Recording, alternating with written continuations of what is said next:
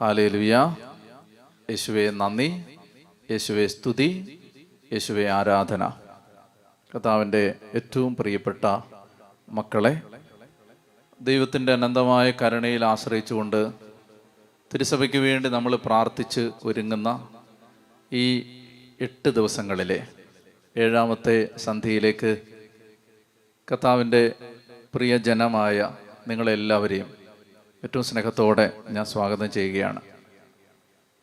ദൈവത്തിൽ നിന്ന് സമൃദ്ധമായ കരുണ ഒഴുകിയിറങ്ങാൻ നമ്മൾ ആഗ്രഹിച്ച് പ്രാർത്ഥിക്കുന്ന ദിവസങ്ങളാണിത്.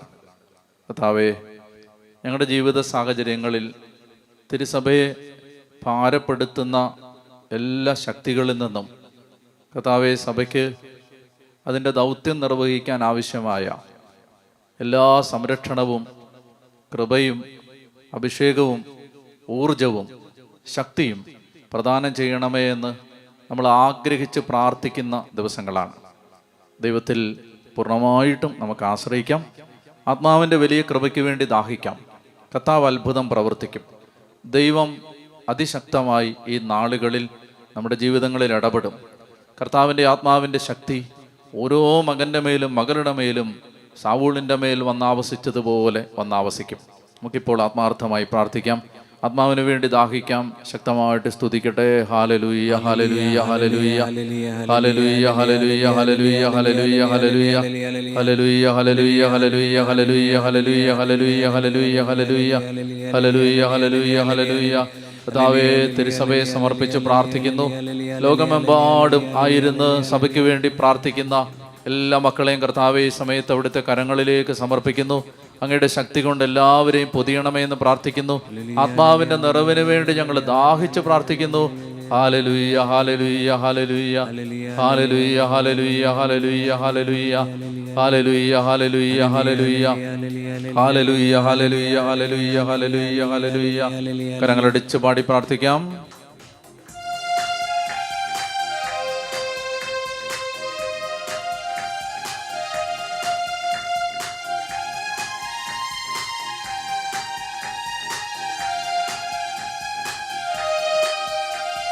ബന്ധക്കുസ്തിന്നഗ്നിയേ, അഭിഷേക ശക്തി, ജീവജലത്തിനരുവിയേ എന്നിൽ നിറയണമേ. ബന്ധക്കുസ്തിന്നഗ്നിയേ, അഭിഷേക ശക്തിയെ, ജീവജലത്തിനരുവിയേ എന്നിൽ നിറയണമേ. എന്നിൽ നിറയണമേ, ശക്തി നൽകണമേ, അഗ്നിജ്വാലയായി കത്തിപ്പടരണമേ. എന്നിൽ നിറയണമേ, ശക്തി നൽകണമേ, അഗ്നിജ്വാലയായി കത്തിപ്പടരണമേ. ബന്ധക്കുസ്തിന്നഗ്നിയേ, അഭിഷേക ശക്തിയെ, ജീവജലത്തിനരുവിയേ എന്നിൽ നിറയണമേ. ബന്ധക്കുസ്തിന്നഗ്നിയേ, അഭിഷേക ശക്തിയെ, ജീവജലത്തിനരുവിയേ എന്നിൽ നിറയണമേ. എന്നിൽ നിറയണമേ, ശക്തി നൽകണമേ, അഗ്നിജ്വാലയായി കത്തിപ്പടരണമേ. എന്നിൽ നിറയണമേ, ശക്തി നൽകണമേ, അഗ്നിജ്വാലയായി കത്തിപ്പടരണമേ. ശക്തമായിട്ട് സ്തുതിക്കട്ടെ. ഹല്ലേലൂയ, ഹല്ലേലൂയ, ഹല്ലേലൂയ, ഹല്ലേലൂയ, ഹല്ലേലൂയ, ഹല്ലേലൂയ. മാവേ, ഞങ്ങൾ ഓരോരുത്തരുടെ മേലും നിറയണമേ. തിരുസഭയുടെ ശുശ്രൂഷകളെ ശക്തിപ്പെടുത്തണമേ. ആത്മാവിന്റെ അഭിഷേകം കൊണ്ട് സഭയുടെ എല്ലാ ശുശ്രൂഷാ വേദികളെയും നിറയ്ക്കണമേ. കർത്താവേ, വൈദികരുടെ മേലും സന്യസ്തരുടെ മേലും കുടുംബങ്ങളുടെ മേലും അങ്ങയുടെ ശക്തി വ്യാപരിക്കണമേ. ഹല്ലേലൂയ, ഹല്ലേലൂയ. കർത്താവേ, തിരുസഭയ്ക്ക് വേണ്ടി ഹൃദയം നൊന്ത് പ്രാർത്ഥിക്കുന്ന ഈ ദിവസങ്ങളിൽ ആത്മാവിന്റെ വലിയൊരു ശക്തി, വലിയൊരു ഇടപെടൽ സഭ മുഴുവനിലേക്കും ഉണ്ടാകുവാൻ കർത്താവേ, അങ്ങയുടെ കരുണ ഇറങ്ങി വരണമേ. ഹല്ലേലൂയ, ഹല്ലേലൂയ, ഹല്ലേലൂയ, ഹല്ലേലൂയ, ഹല്ലേലൂയ, ഹല്ലേലൂയ, ഹല്ലേലൂയ. കരങ്ങളടിച്ച്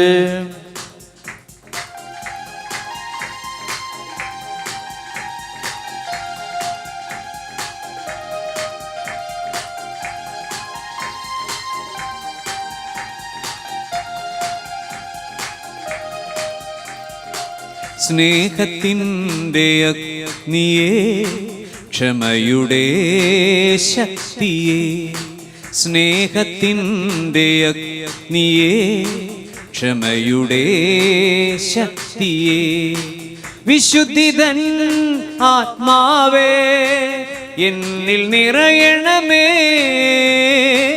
വിശുദ്ധിതൻ ആത്മാവേ എന്നിൽ നിറയണമേ, എന്നിൽ നിറയണമേ, ശക്തി നൽകണമേ, അഗ്നിജ്വാലയായി കത്തിപ്പടരണമേ. എന്നിൽ നിറയണമേ, ശക്തി നൽകണമേ, അഗ്നിജ്വാലയായി കത്തിപ്പടരണമേ. പന്തക്കുസ്തിൻ അഗ്നിയെ, അഭിഷേക ശക്തിയെ, ജീവജലത്തിനരുവിയെ, എന്നിൽ നിറയണമേ. പന്തക്കുസ്തിൻ അഗ്നിയെ, അഭിഷേക ശക്തിയെ, ജീവജലത്തിനരുവിയെ, എന്നിൽ നിറയണമേ. എന്നിൽ നിറയണമേ, ശക്തി നൽകണമേ, അഗ്നിജ്വാലയായി കത്തിപ്പടരണമേ. എന്നിൽ നിറയണമേ, ശക്തി നൽകണമേ, അഗ്നിജ്വാലയായി കത്തിപ്പടരണമേ. ഹല്ലേലൂയ ഹല്ലേലൂയ ഹല്ലേലൂയ ഹല്ലേലൂയ ഹല്ലേലൂയ ഹല്ലേലൂയ ഹല്ലേലൂയ ഹല്ലേലൂയ ആത്മാവേ പരിശുദ്ധാത്മാവേ ഹല്ലേലൂയ ഹല്ലേലൂയ ഹല്ലേലൂയ ഹല്ലേലൂയ ഹല്ലേലൂയ ഹല്ലേലൂയ യേശുവേ യേശുവേ ആരാധന ആരാധന യേശുവേ ആരാധന ആരാധന ആരാധന ആരാധന ഹല്ലേലൂയ ഹല്ലേലൂയ ഹല്ലേലൂയ ഹല്ലേലൂയ ഹല്ലേലൂയ ഹല്ലേലൂയ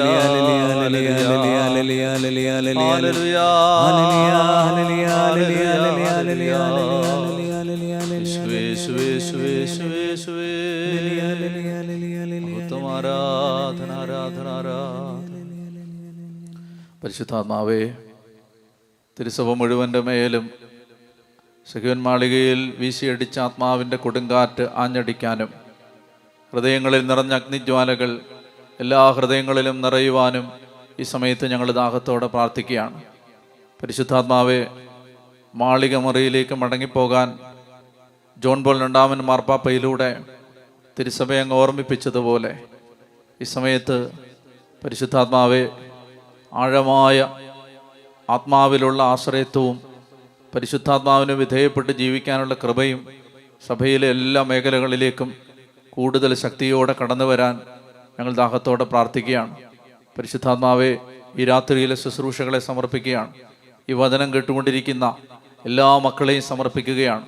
എല്ലാ ജീവിതങ്ങളിലും ദൈവത്തിൻ്റെ വചനം ജീവിത സാഹചര്യങ്ങളെയും മാറ്റം ആവശ്യമുള്ള മേഖലകളെയും സ്പർശിക്കണമേ എന്ന് പ്രാർത്ഥിക്കുകയാണ്. പരിശുദ്ധ അമ്മയുടെ ജനന തിരുനാളിനായി ഒരുങ്ങുന്ന ഈ ദിവസങ്ങളിൽ അതിശക്തമായ മാധ്യസ്ഥം സഭയ്ക്ക് വേണ്ടി അമ്മ നൽകണമേ. നമുക്ക് ഒരുമിച്ച് പ്രാർത്ഥിക്കാം. മാതാവിനോട് ചേർന്ന്, കൃപ നിറഞ്ഞ മറിയമേ, നിനക്ക് സമാധാനം, നമ്മുടെ കർത്താവ് നിന്നോടുകൂടെ, നീ സ്ത്രീകളിൽ അനുഗ്രഹിക്കപ്പെട്ടവളാവുന്നു, നിന്റെ ഉദരഫലമായി നമ്മുടെ കർത്താവ് യേശു മിശിഹ വാഴ്ത്തപ്പെട്ടവനാവുന്നു. പരിശുദ്ധ മറിയമേ, തമ്പുരാന്റെ അമ്മേ, പാപികളായ ഞങ്ങൾക്ക് വേണ്ടി ഇപ്പോഴും എപ്പോഴും ഞങ്ങളുടെ മരണസമയത്തും തമ്പുരാനോട് അപേക്ഷിച്ചുകൊള്ളണമേ. ആമേൻ. പിതാവിനും പുത്രനും പരിശുദ്ധാത്മാവിനും സ്തുതി, ആദിയിലെ പോലെ ഇപ്പോഴും എപ്പോഴും എന്നേക്കും. ആമേൻ. ഹല്ലേലൂയ. യേശുവിൽ ഏറ്റവും സ്നേഹമുള്ള സഹോദരങ്ങളെ, കർത്താവിൻ്റെ വലിയ കരുണയിൽ ആശ്രയിച്ചുകൊണ്ട് നമ്മൾ നടത്തിവരുന്ന ഈ പ്രാർത്ഥനാ ശുശ്രൂഷയുടെ 7ാമത്തെ ദിവസത്തിലേക്ക് കടക്കാൻ കർത്താവ് നമ്മെ അനുഗ്രഹിച്ചതിനെ ഓർത്ത് ദൈവത്തിന് നന്ദി പറയാം. എത്ര വലിയ കരുണയാണ് ദൈവം നമ്മോട് കാണിക്കുന്നത്. പ്രാർത്ഥനകൾ ദേശത്തുയരുന്നത് എന്തുകൊണ്ടും അനുഗ്രഹമാണ്. ഒരു സമൂഹത്തിന് വേണ്ടി, ഒരു ദേശത്തിന് വേണ്ടി നമുക്ക് ചെയ്യാൻ കഴിയുന്ന ഏറ്റവും വലിയ കാര്യം ആ ജനതയ്ക്ക് വേണ്ടി പ്രാർത്ഥിക്കുക എന്നുള്ളതാണ്. കർത്താവാണ് പ്രപഞ്ചത്തെ നിയന്ത്രിക്കുന്നത്. ദൈവമാണ് ഈ ഭൂമിയുടെയും ഈ വിശ്വപ്രപഞ്ചത്തിന്റെയും അധിനാഥൻ. ദൈവമാണ് എല്ലാറ്റിനെയും നിയന്ത്രിക്കുന്നത്. അതുകൊണ്ട് ആ കർത്താവിന്റെ നിയന്ത്രണത്തിന്റെ പരിധിക്കകത്തേക്ക്, ആ ദൈവ നിയന്ത്രണത്തിന്റെ വരുതിക്കകത്തേക്ക് ദൈവജനം എത്തിച്ചേരാൻ ദൈവമക്കളുടെ പ്രാർത്ഥനകൾ ഉയരണം. നിങ്ങൾ ചിന്തിക്കുന്നുണ്ടാവാം, എന്തിനാണ് അങ്ങനെ പ്രാർത്ഥിക്കേണ്ടത്? ദൈവത്തിന് അത് സ്വതവേ ചെയ്തുകൂടെ? നമ്മൾ മനസ്സിലാക്കേണ്ടത്, നമ്മുടെ ദൈവം സ്നേഹമാണ് എന്നതിലധികമായി ബൈബിൾ ദൈവത്തെ പരിചയപ്പെടുത്തുന്നത് ദൈവം പരിശുദ്ധനായ ദൈവമാണ് എന്നാണ്. ഞാൻ ഈ പറയുന്നത് കൊണ്ട് നിങ്ങൾ കരുതരുത് ദൈവം സ്നേഹമല്ല എന്ന്. ദൈവസ്നേഹം പോലും ദൈവത്തിന്റെ പരിശുദ്ധിക്കകത്ത് വരുന്നതാണ്. നിങ്ങളുടെ ദൈവം ആരാണ് എന്ന് ചോദിച്ചാൽ, ദൈവം സ്നേഹമാണ് എന്ന് പറയുന്നതിലും അധികം ബൈബിൾ പറയുന്നത് ദൈവം നീതിമാനും പരിശുദ്ധനുമാണ്. ദൈവം ഒരു റൈച്ചിയസ് ഗോഡാണ്, നീതിമാനായ ദൈവമാണ്, പരിശുദ്ധനായ ദൈവമാണ്. ആ പരിശുദ്ധിക്കകത്താണ് ദൈവത്തിന്റെ ശക്തി, ദൈവത്തിന്റെ സ്നേഹം, ദൈവത്തിന് മാനവരാശിയോടുള്ള വാത്സല്യം, ഇതെല്ലാം വരുന്നത് ഈ പരിശുദ്ധിക്കകത്താണ്. ഞാൻ പറയുന്നത് ആ പരിശുദ്ധി ദൈവത്തിന്റെ മക്കളുടെ ജീവിതത്തിൽ നിന്ന് ആഗ്രഹിക്കുന്ന ഒരു നിലവാരമുണ്ട്. പരിശുദ്ധനായ ദൈവം തന്റെ മക്കളിൽ നിന്ന് ആഗ്രഹിക്കുന്ന ഒരു സ്റ്റാൻഡേർഡ് ഓഫ് ലിവിങ് ഉണ്ട്. നമ്മൾ എത്തിച്ചേരണമെന്ന് ദൈവം ആഗ്രഹിക്കുന്ന ഒരു ജീവിത നിലവാരത്തിന്റെ ഉയരമുണ്ട്. അതിലേക്ക് നമ്മൾ എത്തിച്ചേരാതിരിക്കുമ്പോ, അതിലേക്ക് മനുഷ്യൻ എത്തിച്ചേരാൻ പറ്റാതാവുമ്പോ, ബൈബിളിന്റെ ഭാഷയിൽ പറഞ്ഞാൽ പാപം പെരുകുമ്പോൾ, ലോകത്ത് ദൈവത്തിന്റെ കരവലയത്തിനുള്ളിൽ ആയിരിക്കുന്ന ഈ ഭൂമിക്കകത്ത് താളപ്പിഴകൾ ഉണ്ടാകും. ഭൂമിയും പ്രപഞ്ചവും ദൈവത്തിന്റെ നിയന്ത്രണത്തിലാണ്. ദൈവം ആ ഭൂമിയുടെ യാത്രയ്ക്ക് വേണ്ടി ഒരു ശാസ്ത്രം വെച്ചിട്ടുണ്ട്. ആ യാത്രയ്ക്ക് ഒരു നിയമമുണ്ട്. ആ നിയമം എവിടെല്ലാം ലംഘിക്കപ്പെടുന്നോ, ആ നിയമം എവിടെല്ലാം തെറ്റിക്കപ്പെടുന്നോ, അവിടെല്ലാം ഈ ഭൂമി ദൈവത്തിന്റെ നിയന്ത്രണത്തിലാണെങ്കിലും, ദൈവത്തിന്റെ നിയന്ത്രണത്തിലായതുകൊണ്ട് തന്നെ ഈ ഭൂമിയിൽ താളഭംഗങ്ങൾ ഉണ്ടാകും. ആ താളഭംഗങ്ങൾ പരിഹരിക്കപ്പെടേണ്ടത് എങ്ങനെയാണ്? ആ താളഭംഗങ്ങളും താളഭ്രംശങ്ങളും മാറാനായി ദൈവം തന്റെ പുത്രനെ ലോകത്തിലേക്ക് അയച്ചു. ആ പുത്രന്റെ രക്ഷാകര കർമ്മങ്ങളോട് ചേർന്ന് നിന്നുകൊണ്ട്, അതിൽ പങ്കാളികളായിക്കൊണ്ട് നമ്മൾ ഈ ഭൂമിയുടെ നവീകരണത്തിന് വേണ്ടി ഉയർത്തുന്ന നിലവിളികളാണ് നമ്മുടെ പ്രാർത്ഥനകൾ. അതുകൊണ്ടാണ് പ്രാർത്ഥിക്കുമ്പോഴാണ് എല്ലാം ക്രമപ്പെടുന്നത്. പ്രാർത്ഥിക്കുമ്പോഴാണ് എല്ലാം ക്രമരാഹിത്യത്തിൽ നിന്ന് ക്രമത്തിലേക്ക് മടങ്ങി വരുന്നത്. അതുകൊണ്ടാണ് പുത്രൻ ഈശോ മിശിഹ ഇപ്പോൾ എന്തു ചെയ്തുകൊണ്ടിരിക്കുന്നു എന്നാണ് വചനം പറയുന്നത്. റോമാലേഖനം 8-ാം അധ്യായത്തിൽ 30-ാമത്തെ വാക്യത്തിൽ നമ്മൾ വായിക്കുന്നുണ്ട്, അവൻ ലോകം മുഴുവനും വേണ്ടി സ്വന്തം പുത്രനെ പോലും ഒഴിവാക്കാതെ നമുക്കെല്ലാവർക്കും വേണ്ടി അവനെ ഏൽപ്പിച്ചു തന്നവൻ അവനോടുകൂടെ നമുക്ക് എല്ലാം തരാതിരിക്കുമോ? എന്നിട്ട് ചോദിക്കും, ആരാണ് ശിക്ഷാവിധി നടത്തുക? മരിച്ചവനെങ്കിലും ഉയർത്തെഴുന്നേറ്റവനും പിതാവിന്റെ വലതുഭാഗത്തിരുന്ന് നമുക്ക് വേണ്ടി മാധ്യസ്ഥം വഹിക്കുന്നവനുമായ യേശുക്രിസ്തു തന്നെ. എന്റെ പ്രിയപ്പെട്ട സഹോദരങ്ങളെ, യേശുക്രിസ്തു ഇപ്പോൾ എന്തു ചെയ്തുകൊണ്ടിരിക്കുകയാണ്? യേശുക്രിസ്തു ഇപ്പോൾ പ്രാർത്ഥിച്ചുകൊണ്ടിരിക്കുകയാണ്. ആരാണ് പ്രാർത്ഥിക്കുന്നത്? ക്രിസ്തുവാണ് പ്രാർത്ഥിക്കുന്നത്. എവിടെയാണ് പ്രാർത്ഥിക്കുന്നത്? പ്രാർത്ഥിക്കുന്നത് പിതാവിന്റെ വലതുഭാഗത്തിരുന്ന് പ്രാർത്ഥിക്കുകയാണ്. എന്തിനു വേണ്ടിയാണ് പ്രാർത്ഥിക്കുന്നത്? സൃഷ്ടി മുഴുവൻ അവന്റെ രാജത്വത്തിന്റെ മുമ്പിൽ എല്ലാ മുട്ടുകളും മടങ്ങുന്നത് വരെ, എല്ലാ മുട്ടുകളും അവന്റെ മുമ്പിൽ കുമ്പിടുന്നത് വരെ, മടങ്ങുന്നത് വരെ, എല്ലാ നാവുകളും അവന്റെ നാമത്തെ ആരാധിക്കും വരെ. പൗലോസ് പറയുന്നത് ഇങ്ങനെയാണ്, അവന്റെ രാജത്വത്തിന്റെ അവസാനമാകും വരെ, അതിൽ പൂർണ്ണതയിലെത്തും വരെ, എല്ലാവരും അവന്റെ രാജത്വത്തിന്റെ കീഴിലെത്തും വരെ അവിടുന്ന് വാഴേണ്ടിയിരിക്കുന്നു. വാഴുക എന്ന് പറഞ്ഞാൽ അവിടുന്ന് പ്രാർത്ഥിച്ചുകൊണ്ടേയിരിക്കുന്നു. പിതാവിന്റെ വലതുഭാഗത്തിരുന്ന് അവിടുന്ന് നമുക്ക് വേണ്ടി മാധ്യസ്ഥം വഹിച്ചുകൊണ്ടേയിരിക്കുന്നു. ലോകത്ത് 2 തരത്തിലുള്ള മിനിസ്ട്രികളുണ്ട്. 2 തരത്തിലുള്ള മിനിസ്ട്രികളെ ഉള്ളൂ. ഒന്നാമത്തെ മിനിസ്ട്രി മാധ്യസ്ഥത്തിന്റെ മിനിസ്ട്രിയാണ്. The ministry of intercession. ആ മിനിസ്ട്രിയുടെ ലീഡർ, നായകൻ കർത്താവായ യേശു ക്രിസ്തുവാണ്.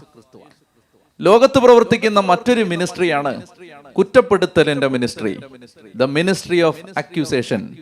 ഈ കുറ്റപ്പെടുത്തലിന്റെ മിനിസ്ട്രി ലീഡ് ചെയ്തുകൊണ്ടിരിക്കുന്നത് പിശാചാണ്. അതുകൊണ്ടാണ് വെളിപാട് പുസ്തകം 12-ാം അധ്യായം 10-11 വാക്യങ്ങളിൽ പറയും, രാപകൽ സഹോദരരെ ദുഷിക്കുകയും ദൈവസമക്ഷം അവരെ കുറിച്ച് ദൂഷണം പറയുകയും ചെയ്യുന്നവൻ വലിച്ചെറിയപ്പെട്ടു. അവന്റെ ജോലി എന്താണ്? അവൻ ദൂഷണം പറഞ്ഞുകൊണ്ടേയിരിക്കുകയാണ്, അവൻ കുറ്റപ്പെടുത്തിക്കൊണ്ടേയിരിക്കുകയാണ്, അവൻ നമ്മളെ കുറിച്ച് തിന്മ പറഞ്ഞുകൊണ്ടേയിരിക്കുകയാണ്. എന്നെ കേൾക്കുന്ന പ്രിയപ്പെട്ട സഹോദരങ്ങളെ, ഈ 2 തരത്തിലുള്ള മിനിസ്ട്രിയാണ് ഇന്ന് ലോകത്തുള്ളത്. ഒന്ന് മാധ്യസ്ഥ പ്രാർത്ഥനയുടെ മിനിസ്ട്രി, 2 കുറ്റപ്പെടുത്തലിന്റെ മിനിസ്ട്രി. നമ്മൾ സഭയ്ക്ക് വേണ്ടി പ്രാർത്ഥിക്കുമ്പോൾ, നമ്മൾ ദൈവജനത്തിന് വേണ്ടി പ്രാർത്ഥിക്കുമ്പോൾ, നമ്മൾ ഈ ദിവസങ്ങളിൽ സഭയ്ക്ക് വേണ്ടി പരിഹാരങ്ങൾ ഏറ്റെടുക്കുമ്പോൾ എന്താണ് നടക്കുന്നത്? നമ്മൾ ലോകത്തിന്റെ നവീകരണത്തിന് വേണ്ടി എല്ലാ മുട്ടുകളും ക്രിസ്തു എന്ന ഏകരക്ഷകന്റെ മുമ്പിൽ കീഴടങ്ങാൻ വേണ്ടി തന്റെ പീഡാനുഭവത്തിന്റെ യോഗ്യതകൾ എടുത്തുയർത്തി പിതാവിന്റെ സന്നിധിയിൽ മാധ്യസ്ഥം വഹിച്ചുകൊണ്ടിരിക്കുന്ന പുത്രൻ തമ്പുരാന്റെ മധ്യസ്ഥ പ്രാർത്ഥനയിൽ സഭ പങ്കുചേരുകയാണ്. നമുക്കാർക്കും ഒറ്റയ്ക്ക് പ്രാർത്ഥിക്കാൻ പറ്റില്ല. നിങ്ങൾ ചിന്തിച്ചിട്ടുണ്ടോ നിങ്ങൾ ഒറ്റയ്ക്ക് പ്രാർത്ഥിക്കുകയാണെന്ന്? നിങ്ങൾ വിചാരിച്ചിട്ടുണ്ടോ ഞാൻ ഒറ്റയ്ക്ക് പ്രാർത്ഥിക്കാൻ പോവാണ്? ലോകത്തൊരു മനുഷ്യനും ഒറ്റയ്ക്ക് പ്രാർത്ഥിക്കാൻ പറ്റില്ല. എന്തുകൊണ്ടാണ്? ആര് പ്രാർത്ഥിച്ചാലും ആ സമയത്ത് ആ പ്രാർത്ഥിക്കുന്നവൻ പങ്കുചേരുന്നത് പ്രാർത്ഥനയുടെ ലീഡറായ യേശുവിന്റെ പ്രാർത്ഥനയിലാണ്. ഇനി ആ ഭാഗത്ത് തന്നെ റോമർ 8 തന്നെ വചനം പറയുന്നുണ്ട്, 26 വേണ്ട വിധം പ്രാർത്ഥിക്കേണ്ടത് എങ്ങനെയെന്ന് നമുക്ക് അറിഞ്ഞുകൂടാ. അവാച്യമായ നെടുവീർപ്പുകളാൽ ആത്മാവ് തന്നെ നമുക്ക് വേണ്ടി മാധ്യസ്ഥം വഹിക്കുന്നു. ഹൃദയത്തിന്റെ ഇംഗിതങ്ങൾ അറിയുന്നവൻ ആത്മാവിന്റെ ഈ പ്രാർത്ഥന കേൾക്കുന്നു. അപ്പോൾ നമ്മൾ എവിടെ പ്രാർത്ഥിച്ചാലും, ആര് പ്രാർത്ഥിച്ചാലും ആ പ്രാർത്ഥന നമ്മുടെ ഹൃദയത്തിൽ നിന്ന് ഉയർത്തുന്നത് പരിശുദ്ധാത്മാവാണ്. അപ്പോ ഈശോയുണ്ട്, പരിശുദ്ധാത്മാവുണ്ട്. ഈശോ പറഞ്ഞു, നിങ്ങൾ പ്രാർത്ഥിക്കുമ്പോൾ കതകടച്ച് മുറിയിൽ കടന്ന് കതകടച്ച് രഹസ്യത്തിൽ പിതാവിനോട് പ്രാർത്ഥിക്കുക. അപ്പൊ പിതാവുണ്ട്, പിതാവ്, പുത്രൻ, പരിശുദ്ധാത്മാവ്. അപ്പോ ഇപ്പൊ എത്ര പേരായി? 4 പേരായി. നിങ്ങൾക്ക് ഒറ്റയ്ക്ക് പ്രാർത്ഥിക്കാൻ പറ്റില്ല. നിങ്ങൾ എപ്പോ പ്രാർത്ഥിച്ചാലും മിനിമം അവിടെ 4 പേരുണ്ട്. ഇനി ആ 4 പേര് മാത്രമല്ല, പിതാവും പുത്രനും പരിശുദ്ധാത്മാവും എവിടെയുണ്ടോ അവിടെ പരിശുദ്ധ കന്യകാമറിയമുണ്ട്, വിശുദ്ധരുണ്ട്, രക്തസാക്ഷികളുണ്ട്, മാലാഖമാരുടെ അസംഖ്യ കോടി നിരകളുണ്ട്. അപ്പോൾ ക്രിസ്തീയ പ്രാർത്ഥന എപ്പോഴും സമൂഹ പ്രാർത്ഥനയാണ്. നമുക്കാർക്കും ഒറ്റയ്ക്ക് പ്രാർത്ഥിക്കാൻ പറ്റില്ല. നിങ്ങൾ ഈ ദിവസങ്ങളിൽ പ്രാർത്ഥിച്ചിട്ടുണ്ടെങ്കിൽ ആരും കാണാതെ നിങ്ങളുടെ മുറിയിൽ കതകടച്ചിരുന്ന് ഒരു മനുഷ്യൻ പോലും അറിയാതെ, ഒരു മനുഷ്യൻ പോലും കേൾക്കാതെ നിങ്ങൾ പ്രാർത്ഥിച്ചിട്ടുണ്ടെങ്കിലും പ്രാർത്ഥനയുടെ വലിയൊരു സമൂഹത്തിന്റെ നിലവിളികളോട് നിങ്ങൾ അറിയാതെ നിങ്ങൾ ചേരുകയായിരുന്നു. നിങ്ങൾ അറിയാതെ വലിയൊരു പ്രാർത്ഥനാരവത്തിന്റെ, വലിയൊരു പ്രാർത്ഥനാ സമ്മേളനത്തിന്റെ നടുവിലേക്ക് നിങ്ങൾ കടന്നു ചെല്ലുകയായിരുന്നു. ഹല്ലേലൂയ. പ്രിയപ്പെട്ടവരെ, ഈ സമയത്ത് നമ്മൾ തിരിച്ചറിയേണ്ടത്, ഈ ദിവസങ്ങളിൽ നമ്മൾ പ്രാർത്ഥിക്കുന്നത്, സഭയ്ക്ക് വേണ്ടി പ്രാർത്ഥിക്കുമ്പോൾ നമ്മൾ കർത്താവിന്റെ വലിയൊരു ഇഷ്ടത്തിൽ പങ്കുചേരുകയാണ്. നമ്മൾ നിലവിളികൾ ഉയർത്തുമ്പോൾ നമ്മൾ ദൈവ സമക്ഷം സഭയോട്, സഭയുടെ ശിരസാകുന്ന ക്രിസ്തുവിനോട് ചേർന്ന് പ്രാർത്ഥിക്കുകയാണ്. വലിയ ദൈവത്തിന്റെ കൃപ ഈ ദിവസങ്ങളിൽ ഉണ്ടാവും. ദൈവത്തിന്റെ കരുണയിൽ നമ്മൾ ഇന്നലെ കാണാനായിട്ട് പരിശ്രമിച്ചത് പൗലോസ്ലീഹായുടെ ദൈവസ്നേഹമാണ്. അദ്ദേഹത്തെ നയിച്ച ദൈവശക്തിയാണ്. അദ്ദേഹത്തിൽ നിറഞ്ഞു നിന്ന ദൈവ ചൈതന്യമാണ്. ക്രിസ്തുവിനെ പ്രതി മറ്റെല്ലാം നഷ്ടമായിട്ട് കണക്കാക്കാൻ ഒരു വ്യക്തി കാണിച്ച ആത്മീയ ഉത്കർഷത്തിന്റെ വഴികളെ മനസ്സിലാക്കാൻ കർത്താവ് നമ്മളെ സഹായിച്ചു. ഇന്ന് മറ്റൊരു പ്രേരണ എനിക്ക് കിട്ടുന്നത് നിങ്ങളോട് ഞാൻ പങ്കുവെക്കുകയാണ്.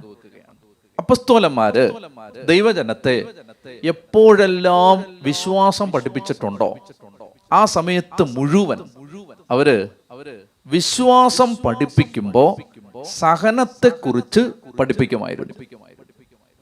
ഇത് നിങ്ങൾ നന്നായിട്ട് ശ്രദ്ധിക്കണം. എവിടെല്ലാം അപ്പസ്തോലന്മാര് വിശ്വാസത്തെക്കുറിച്ച് പറയുമോ അവിടെല്ലാം അവർ സഹനത്തെക്കുറിച്ച് പഠിപ്പിക്കുമായിരുന്നു. എന്ന് പറഞ്ഞാൽ വിശ്വാസ ജീവിതത്തിന്റെ ഒഴിവാക്കാൻ പറ്റാത്ത ഭാഗമാണ് സഹനമെന്ന് അപ്പസ്തോലന്മാർക്ക് നല്ല നിശ്ചയം ഉണ്ടായിരുന്നു. അപ്പസ്തോലന്മാർ വിശ്വാസ ജീവിതത്തെ മനസ്സിലാക്കിയത് സഹനം കൂടിക്കലർന്ന ഒരു ജീവിതമായിട്ടാണ്. വിശ്വാസത്താൽ സഹനങ്ങൾ ഒഴിവായി പോവുകയല്ല, വിശ്വാസത്താൽ സഹിക്കാനുള്ള ശക്തി ആർജിക്കുകയാണ് എന്നതാണ് വിശ്വാസ ജീവിതം എന്നാണ് അപ്പസ്തോലിക സഭ വിശ്വാസത്തെ മനസ്സിലാക്കിയത്. ഇന്ന് നമ്മൾ ഒരുപാട് മാറിപ്പോയി. ഇന്ന് നമ്മുടെ വിശ്വാസം എന്ന് പറയുന്നത് സഹനം എവിടെ ഉണ്ടോ ആ സഹനത്തെ മാറ്റാനുള്ള ഒരു ശക്തിയായിട്ടാണ് വിശ്വാസത്തെ പലപ്പോഴും നമ്മൾ അവതരിപ്പിച്ചിട്ടുള്ളതും കേട്ടിട്ടുള്ളതും. സഹനങ്ങളെല്ലാം മാറ്റാനുള്ള ഒരു മന്ത്രമായിട്ടാണ് വിശ്വാസത്തെ പലപ്പോഴും ഞാനും നിങ്ങളും തിരിച്ചറിഞ്ഞിട്ടുള്ളത്. അത് ശരിയല്ല. വിശ്വാസ ജീവിതം എന്ന് പറയുന്നത് സഹനത്തെ സ്വീകരിക്കാനുള്ള ശക്തി ലഭിക്കുന്ന ജീവിതമാണ്. സഹനത്തിൽ നിന്ന് ഓടിയകലാൻ നമ്മുടെ സമകാലിക ആത്മീയതകൾ നമ്മളെ ഒരുപക്ഷെ പ്രേരിപ്പിച്ചിട്ടുണ്ടാവാം. പ്രാർത്ഥനാ കേന്ദ്രങ്ങൾ ഉയർന്നു, ധ്യാന ശുശ്രൂഷകൾ ഒരുപാടുണ്ടായി, വചന പ്രഘോഷകർ ഒരുപാടുണ്ടായി. കേരള സഭ ആ വിഷയത്തിൽ ഒത്തിരി അഭിമാനിക്കാവുന്ന സഭയാണ്. പക്ഷെ എന്റെ പ്രിയപ്പെട്ട മക്കളെ, എന്റെ മനസ്സിൽ ഒരു ഉത്കണ്ഠയുള്ളത്, ഇതെല്ലാം വളർന്നപ്പോ യഥാർത്ഥത്തിൽ വിശ്വാസം വളർന്നോ? യഥാർത്ഥ വിശ്വാസം വളർന്നോ? യഥാർത്ഥ വിശ്വാസം വളർന്നെങ്കിൽ നമ്മുടെ കാര്യസാധ്യത്തിനോ നമ്മുടെ കാര്യങ്ങൾ നടക്കുക എന്ന ചിന്തയ്ക്കോ അപ്പുറത്ത് ക്രിസ്തുവിന് വേണ്ടി സഹിക്കാൻ ഒരു സമൂഹം ഉയർത്തെഴുന്നേറ്റോ? ക്രിസ്തുവിന് വേണ്ടി സഹിക്കാനുള്ളൊരു സമൂഹം രൂപപ്പെട്ടോ? ക്ലേശമോ ദുരിതമോ നഗ്നതയോ പീഡനമോ പട്ടിണിയോ ആപത്തോ വാളോ ഇക്കാലത്തുള്ളവയോ വരാനുള്ളവയോ ദൂതന്മാരോ അധികാരങ്ങളോ ആധിപത്യങ്ങളോ ഉയരമോ ആഴമോ ശക്തിയോ എന്തും ആവട്ടെ, എന്തും വരട്ടെ, ക്രിസ്തുവിലൂടെയുള്ള ദൈവസ്നേഹത്തിൽ നിന്ന് എന്നെ അകറ്റാൻ പറ്റില്ല എന്ന് പറയുന്ന ഒരു തലമുറ കേരളത്തിൽ രൂപപ്പെട്ടോ? ഇതാണ് ചോദ്യം. രൂപപ്പെട്ടില്ലെങ്കിൽ നമ്മളെ ഓടിയതെല്ലാം വെറുതെ ആയിരുന്നു. രൂപപ്പെട്ടില്ലെങ്കിൽ നമ്മുടെ അലച്ചിലുകളെല്ലാം വെറുതെ ആയിരുന്നു.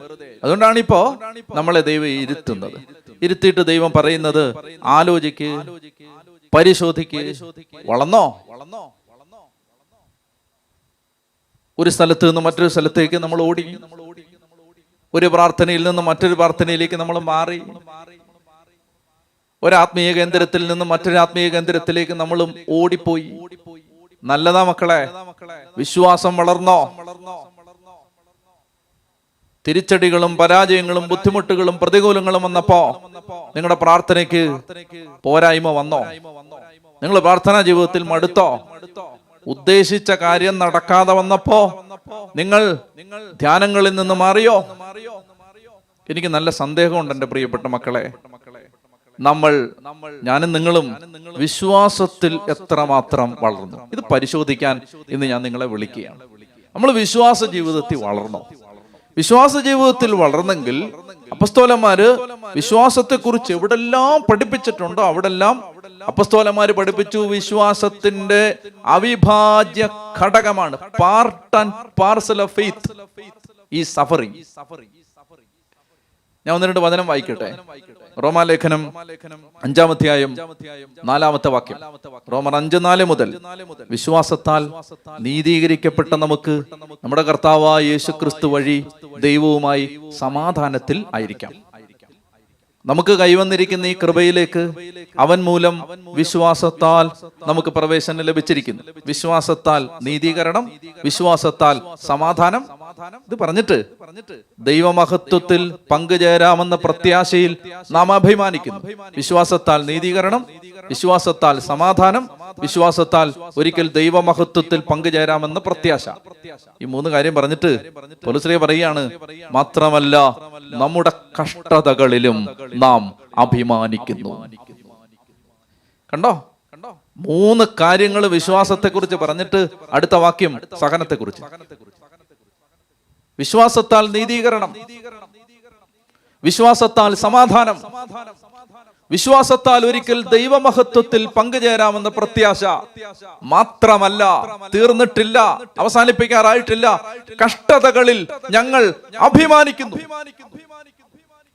എന്തെന്നാൽ കഷ്ടത സഹനശീലവും, സഹനശീലം ആത്മധൈര്യവും, ആത്മധൈര്യം പ്രത്യാശയും ഉളവാക്കുന്നു എന്ന് നാം അറിയുന്നു. ഇനി മറ്റൊരു വാക്യം വായിക്കട്ടെ.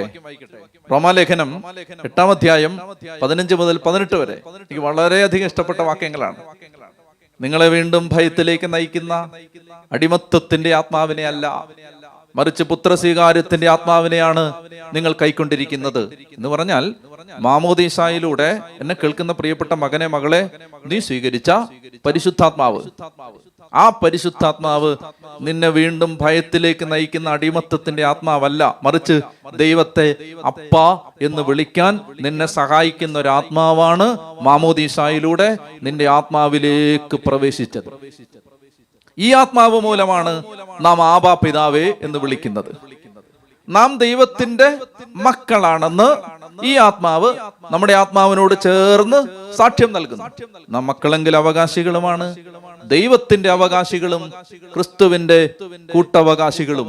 എന്തെന്നാൽ അവനോടൊപ്പം ഒരിക്കൽ മഹത്വപ്പെടേണ്ടതിന് ഇപ്പോൾ നാം അവനോടൊപ്പം പീഡ സഹിക്കുന്നു. നിങ്ങൾക്ക് മനസ്സിലാവുന്നുണ്ടോ? വലിയ മഹത്വത്തിന്റെ വാക്യങ്ങൾ പറയുന്നിടത്താണ് ഈ പീഡയെ കുറിച്ച് പറയുന്നത്. നമ്മെ വീണ്ടും ഭയത്തിലേക്ക് നയിക്കുന്ന അടിമത്തത്തിന്റെ ആത്മാവിനെ അല്ല, പുത്രസ്വീകാര്യത്തിന്റെ ആത്മാവിനെയാണ് നാം കൈക്കൊണ്ടിരിക്കുന്നത്. ഈ ആത്മാവ് മൂലമാണ് നാം ദൈവത്തെ ആബാ പിതാവേ എന്ന് വിളിക്കുന്നത്.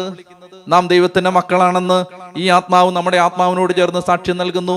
നാം മക്കളെങ്കിൽ അവകാശികളുമാണ്, ദൈവത്തിന്റെ അവകാശികളും ക്രിസ്തുവിന്റെ കൂട്ടവകാശികളും. എന്നിട്ട് പറയുകയാണ്, എന്തെന്നാൽ അവനോടൊപ്പം ഒരിക്കൽ മഹത്വപ്പെടേണ്ടതിന് നാം ഇപ്പോൾ അവനോടൊപ്പം പീഡ സഹിക്കുകയാണ്. നമുക്ക് വെളിപ്പെടാനിരിക്കുന്ന മഹത്വത്തോട് തുലനം ചെയ്യുമ്പോൾ ഇന്നത്തെ കഷ്ടതകൾ എത്രയോ നിസ്സാരമാണെന്ന് ഞാൻ കരുതുന്നു. നിങ്ങൾ മനസ്സിലാക്കുന്നുണ്ടോ എൻ്റെ പ്രിയപ്പെട്ട മക്കളെ? വിശ്വാസത്തെക്കുറിച്ച് പറയുമ്പോഴൊക്കെ അപ്പസ്തോലന്മാര് പഠിപ്പിച്ചു, സഹനം വിശ്വാസത്തിന്റെ ഒഴിവാക്കാൻ പറ്റാത്ത ഭാഗമാണ്.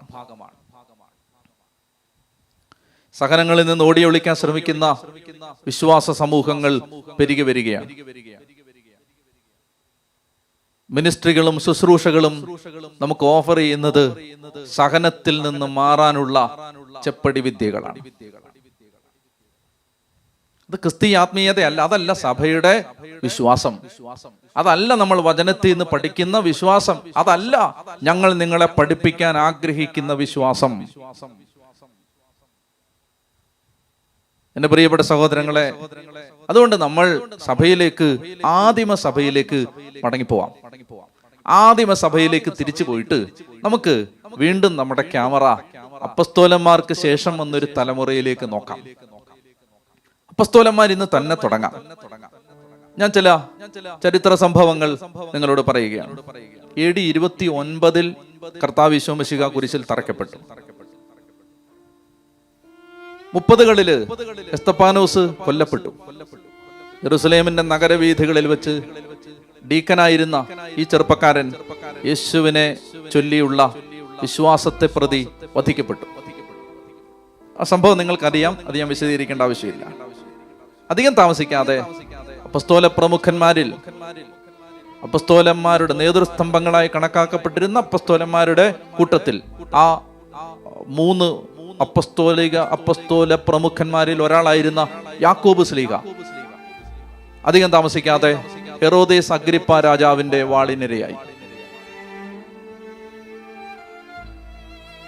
റോമാ ചക്രവർത്തിയായിരുന്ന നീറോ ഒരിക്കൽ റോമിലുണ്ടായ അഗ്നിബാധയുടെ പിന്നിൽ ക്രിസ്ത്യാനികളാണെന്ന് ആരോപിച്ച് ക്രിസ്ത്യാനികളെ പീഡിപ്പിച്ച് വലിയൊരു മതമർദ്ദനമുണ്ടായപ്പോ ആ മതമർദ്ദനത്തിന്റെ കാലത്ത് AD 64 അപ്പസ്തോല പ്രമുഖനായ പത്രോസ് ശ്ലീഹ തലകീഴായി കുരിശിൽ തറയ്ക്കപ്പെട്ടു. പത്രോസ് ശ്ലീഹയെ കുറിച്ച് ഞാൻ പറഞ്ഞിട്ടുണ്ട് നേരത്തെയും. എന്നെ വളരെയധികം സ്വാധീനിച്ച ഒരു സിനിമയുണ്ട്, പീറ്റർ ദ റിഡംഷൻ. നിങ്ങൾക്ക് സമയമുണ്ടെങ്കിൽ നിങ്ങൾ കാണണം. അത് യൂട്യൂബിൽ നിങ്ങൾക്ക് പണം കൊടുക്കാതെ ഫ്രീ ആയിട്ട് കാണാൻ പറ്റുന്നൊരു സിനിമയാണത്, പീറ്റർ ദ റിഡംഷൻ. നീറോ ചക്രവർത്തി പത്രോസ് അപ്പോസ്തലനെ തടവിലാക്കിയിരിക്കുകയാണ്. കാരാഗ്രഹത്തിൽ കിടക്കുമ്പോൾ അതിനു മുമ്പ് അദ്ദേഹത്തെ നന്നായി ഉപദ്രവിച്ചു. നീറോയുടെ ഉദ്ദേശം പത്രോസിന്റെ നാവിൽ നിന്ന് എങ്ങനെയെങ്കിലും റോമിലുണ്ടായ അഗ്നിബാധയുടെ പിന്നിൽ ക്രിസ്ത്യാനികളാണെന്ന് പത്രോസിന്റെ നാവിൽ നിന്ന് കേൾക്കണം. അങ്ങനെ നീറോയുടെ ചുറ്റും സംശയത്തിന്റെ ഒരു കരിനിഴൽ പടരുന്നുണ്ട്. നീറോ തന്നെയാണ് റോമാ നഗരത്തിന് തീയിട്ടത് എന്നൊരു വാർത്ത പരക്കുന്നുണ്ട്. അപ്പൊ എങ്ങനെയെങ്കിലും ഈ ഒരു കുറ്റം, ഈ ഒരു അപരാധം പാവപ്പെട്ട ആരെ ഉപദ്രവിക്കാത്ത ഈ പാവം മനുഷ്യരുടെ ചുമലിൽ കെട്ടിവെച്ച് തനിക്കൊരു പുതിയ കൊട്ടാരം പണിയാനും തൻ്റെ ആഡംബരങ്ങൾ വർദ്ധിപ്പിക്കാനും വ്യാമോഹങ്ങളുടെ സ്വപ്നങ്ങളുടെ കൂടുകെട്ടി ജീവിച്ച ആ രാജകുമാരൻ പത്രോസിനെ നന്നായി ഉപദ്രവിക്കാൻ ആജ്ഞാപിച്ചു. എന്തിനാണ് ഉപദ്രവിക്കുന്നത്? പറയിക്കണം. എന്ത് പറയിക്കണം? ക്രിസ്ത്യാനികളാണ് റോമിന് തീയിട്ടത്. സത്യമല്ലാത്തൊരു കാര്യം പറയാൻ അദ്ദേഹം വിസമ്മതിച്ചു. മരണത്തോളം അടുക്കുന്ന വിധത്തിൽ ഉപദ്രവിച്ചു. അങ്ങനെ ശരീരം മുഴുവൻ അടിയേറ്റ് എഴുന്നേക്കാൻ പറ്റാതെ ഈ മനുഷ്യൻ കാരാഗൃഹത്തിൽ കിടക്കുമ്പോ പട്ടാളക്കാരൻ വന്ന് ഈ വിവരം പറയുകയാണ്. നീറോ ചൂടായി. അവൻ മരിക്കരുത്, അവൻ മരിച്ചാൽ അവന്റെ നാവിൽ നിന്ന് ഈ സത്യം പുറത്തു വരില്ല, പക്ഷെ കൊല്ലാക്കൊല ചെയ്യണം, മരിക്കരുത്. അങ്ങനെ ഈ ഒരു അവസ്ഥയിൽ പത്രോസ് അധികം താമസിക്കാതെ മരിച്ചു പോകുമെന്ന് പട്ടാളക്കാരൻ പറയുമ്പോ രാജ്ഞിയുടെ നിർദ്ദേശപ്രകാരം നീറോ ചക്രവർത്തി പത്രോസിനെ ശുശ്രൂഷിക്കാൻ കൊട്ടാരത്തിലെ ഒരു ജോലിക്കാരിയെ, ഒരു നേഴ്സിനെ പറഞ്ഞയച്ചു. ഒരു പെൺകുട്ടി. അവള് ഒരു ക്രിസ്ത്യാനിയായിരുന്നു. അത് ഈ ചക്രവർത്തിക്ക് അറിയില്ല. അവള് രഹസ്യ ശിഷ്യകളിൽ ഒരാളായിരുന്നു. അങ്ങനെ അവള് പത്രോസിനെ ശുശ്രൂഷിച്ചുകൊണ്ടിരിക്കുമ്പോ അവളോട് ഒരു കാവൽ നിൽക്കുന്ന പട്ടാളക്കാരന് അനുരാഗമുണ്ടായി. അവര് തമ്മിൽ അടുക്കുന്നു. ഇവരോട് രണ്ടുപേരോടും പത്രോസ് ശ്ലീഹ അവരെ രണ്ടുപേരെയും വിളിച്ചു വരുത്തി അവരോട് സുവിശേഷം പറയുമായിരുന്നു, യേശുവിനെ കുറിച്ച് പറയുമായിരുന്നു. നിങ്ങളൊരു കാര്യം മനസ്സിലാക്കേണ്ടത്, പത്രോസോ പൗലോസോ അന്ത്രയോസോ യാക്കോബോ യോഹന്നാനോ നിങ്ങളെ കണ്ടുമുട്ടിയാൽ അവർക്ക് ഈ ലോകവിശേഷങ്ങളൊന്നും പറയാൻ ഉണ്ടാവില്ല. അവർക്ക് നിങ്ങളോട് പറയാൻ സുവിശേഷം മാത്രമേ ഉണ്ടാകൂ. അതായത് ഹൃദയത്തിനകത്ത് കർത്താവ് ഇങ്ങനെ നിറഞ്ഞു നിൽക്കുന്ന സമയത്ത് നമ്മുടെ നാവിൽ നിന്ന് കർത്താവല്ലാതെ, കർത്താവിനെ കുറിച്ചല്ലാതെ മറ്റൊന്നും വരില്ല. നമ്മളെ ഭാരപ്പെടുത്തേണ്ട കാര്യമാണിത്. 4 പേര് കൂടുമ്പോ നമ്മൾ സംസാരിക്കുന്നത് കർത്താവിനെ കുറിച്ചല്ലെങ്കിൽ നമുക്ക് സാരമായ എന്തോ കുഴപ്പമുണ്ടെന്നാണ് അതിന്റെ അർത്ഥം. ക്രിസ്തുവിനെ കുറിച്ച് പറഞ്ഞാലും തീരാത്തത്ര അഗാധമായൊരു മഹാസാഗരം പോലെ, കരകാണാത്തൊരു കടല് പോലെ ക്രിസ്തു എന്ന വലിയ യാഥാർത്ഥ്യം കിടക്കുമ്പോ അറിഞ്ഞതും മനസ്സിലാക്കിയതും പഠിച്ചതുമൊക്കെ അതിന്റെ ഒരു അംശം മാത്രമാകുമ്പോ, അവനെക്കുറിച്ച് പറയാൻ ഇനിയും ബാക്കി കിടക്കുമ്പോ നമുക്ക് പറയാൻ ലോകത്തെ അപ്രധാനമായ, പൗലോസ്ലീഹയുടെ ഭാഷയിൽ പറഞ്ഞ വ്യർത്ഥ ഭാഷണം, ആർക്കും ഉപകാരപ്പെടാത്ത സംസാരം, ഈ സംസാരമാണ് നമ്മുടെ നാവിൽ നിന്നുണ്ടാവുന്നതെങ്കിൽ പ്രിയപ്പെട്ട മക്കളെ, നമുക്ക് കാര്യമായ എന്തോ കുഴപ്പമുണ്ടെന്നാണ് അർത്ഥം. ക്രിസ്തുവിന് വേണ്ടി ജീവിക്കാൻ ഇറങ്ങിയവരുടെ നാവിൽ ക്രിസ്തു വരുന്നില്ലെങ്കിൽ നമുക്ക് കാര്യമായ എന്തോ കുഴപ്പമുണ്ടെന്നാണ് അർത്ഥം. ക്രിസ്തുവിനെ കുറിച്ച് പ്രസംഗിക്കാൻ നിയോഗം കിട്ടിയവരുടെ നാവിൽ ക്രിസ്തു ഒഴിച്ച് ബാക്കിയെല്ലാം വരുന്നുണ്ടെങ്കിൽ നമുക്ക് കാര്യമായ എന്തോ കുഴപ്പമുണ്ടെന്നാണ് അർത്ഥം. പത്രോസ് യേശുവിനെ കുറിച്ച് പറഞ്ഞുകൊണ്ടേയിരുന്നു. യേശുവിനെ കുറിച്ച് മാത്രമാണ് അദ്ദേഹം സംസാരിച്ചുകൊണ്ടിരുന്നത്. അങ്ങനെ ഇവരോട് പറഞ്ഞു, എന്റെ മക്കളെ, ചെറുപ്പമായിരിക്കുമ്പോ ശ്രദ്ധിക്കണം.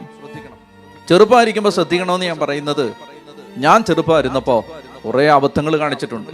അതിലൊരു അബദ്ധം, ഞാൻ എൻ്റെ കർത്താവിനെ തള്ളിപ്പറഞ്ഞതാ മക്കളെ. ഏറ്റുപറയാൻ 3 അവസരം കിട്ടിയിട്ട് ഞാൻ ആ അവസരം പാഴാക്കി കളഞ്ഞ ഒരാളാണ്. പീലാത്തോസിന്റെ അരമന പ്രത്തോറിയത്തിന്റെ മുമ്പിൽ ഒരു വേലക്കാരി വന്ന് ചോദിക്കുമ്പോൾ ശപിച്ചും പ്രാഗിയും ആണയിട്ടും അവനെ അറിയില്ല എന്ന് പറഞ്ഞ ഒരാളാണ് ഞാൻ. ചെറുപ്പത്തിന്റെ ചോരത്തിളപ്പിൽ അങ്ങനെ അബദ്ധങ്ങൾ പറ്റാം മക്കളെ. അങ്ങനെ നിങ്ങൾക്ക് പറ്റരുത്. നിങ്ങൾ ചെറുപ്പമായിരിക്കുമ്പോൾ അവനെ ഏറ്റുപറയണം. എത്രയും നേരത്തെ അവനെ ഏറ്റുപറയാൻ പറ്റുമോ അത്രയും നേരത്തെ അവനെ ഏറ്റുപറയണം. അങ്ങനെ അദ്ദേഹം വികാരാധീനനായി പറയുമായിരുന്നു. ആ സിനിമയിൽ പലയിടങ്ങളിലും എൻ്റെ ഓർമ്മ ശരിയാണെങ്കിൽ അദ്ദേഹം അവരോട് ഇത് പറയുന്നുണ്ട്. ഈ കുറ്റബോധം ജീവിതത്തിൽ ഒരിക്കൽ എനിക്ക് വേണ്ടി മരിച്ച എൻ്റെ കർത്താവിനെ ഞാൻ തള്ളിപ്പറഞ്ഞല്ലോ എന്ന ഒരിക്കലും നിലയ്ക്കാത്ത നിലവിളിയും വേദനയും ഈ മനുഷ്യന്റെ ചങ്കിനകത്തുണ്ടായിരുന്നു. അതെല്ലാം നല്ല ക്രിസ്തു സ്നേഹികളുടെ മനസ്സിലുണ്ടാവും. ക്രിസ്തുവിനെ തള്ളിപ്പറഞ്ഞതിന്റെ ഭാരം, ക്രിസ്തുവിനെ ഉപേക്ഷിച്ചതിന്റെ ഭാരം. എൻ്റെ പ്രിയപ്പെട്ട മക്കളെ, അങ്ങനെ അവരോട് പറയും, നിങ്ങൾ യേശുവിനെ ഏറ്റുപറയണം. അവരുടെ മനസ്സിലേക്ക് സുവിശേഷത്തിന്റെ വിത്ത് വീണു. ഒടുവില് പത്രോസിന്റെ നാവിൽ നിന്ന് ഒരിക്കലും സത്യമല്ലാത്തൊരു കാര്യം കേൾക്കാൻ ഇടയില്ല എന്ന് മനസ്സിലാക്കുമ്പോൾ നീറോ അദ്ദേഹത്തെ കൊല്ലാൻ തീരുമാനിച്ചു. നീറോയുടെ ജന്മദിനം വരികയാണ്. വിചാരണ സ്ഥലത്തേക്ക് കൊണ്ടുവന്നു, കോടതി മുറിയിലേക്ക് കൊണ്ടുവന്നിട്ട് നീറോ പറയുകയാണ്, നിന്നെ ഞാൻ കൊല്ലും, നിന്നെ ഞാൻ കുരിശി തറച്ചു കൊല്ലും. അതേ ഇങ്ങനെ ഒന്നും മിണ്ടാതെ നിന്നിട്ട് ഒടുവിൽ അദ്ദേഹം പറയും, ചക്രവർത്തി ഒരു ഉപകാരം ചെയ്യാവോ, ഒരു ഉപകാരം ചെയ്യാവോ? നീറോ പറഞ്ഞു, നീറോ ഒരു നല്ല മനുഷ്യനാണ്, പോരായെങ്കിൽ പോരാത്തതിന് ഇന്ന് നീറോയുടെ ജന്മദിനമാണ്, ചോദിച്ചോ, നീ ചോദിക്കുന്നത് നിനക്ക് തരാം. അങ്ങനെ കുരിശി തറച്ച് കൊല്ലണം, ഒരു ഉപകാരം ചെയ്യണം. അതായത് എന്റെ കർത്താവ് കിടന്നതുപോലെ കുരിശെ കിടക്കാനുള്ള യോഗ്യത അവനെ തള്ളിപ്പറഞ്ഞ് എനിക്കില്ല. അതുകൊണ്ട് എന്നെ തലകീഴായിട്ട് കുരിശി തറയ്ക്കാവോ? നീറോ പറഞ്ഞു, നീറോ ഒരു നല്ല മനുഷ്യനാണ്, പോരാത്തതിന് നീറോയുടെ ജന്മദിനമാണ്, നീ ചോദിച്ച ഈ ആഗ്രഹം ഇതാ സാധിച്ചു തന്നിരിക്കും. അങ്ങനെ തലകീഴായി കുരിശി തറയ്ക്കപ്പെടാൻ കൊലക്കളത്തിലേക്ക് വലിച്ചിഴച്ച് കൊണ്ടുപോകുമ്പോ മുകളിൽ ആകാശത്തേക്ക് നോക്കി അദ്ദേഹം പറയുന്നൊരു വാചകമുണ്ട്. അത് കണ്ടപ്പോ സഹിക്കാൻ പറ്റാതെ എന്റെ മുറിയിലിരുന്ന് ഞാൻ പൊട്ടി പൊട്ടി പൊട്ടി കരഞ്ഞു പോയൊരു നിമിഷം ഞാൻ ഓർക്കുന്നുണ്ട്.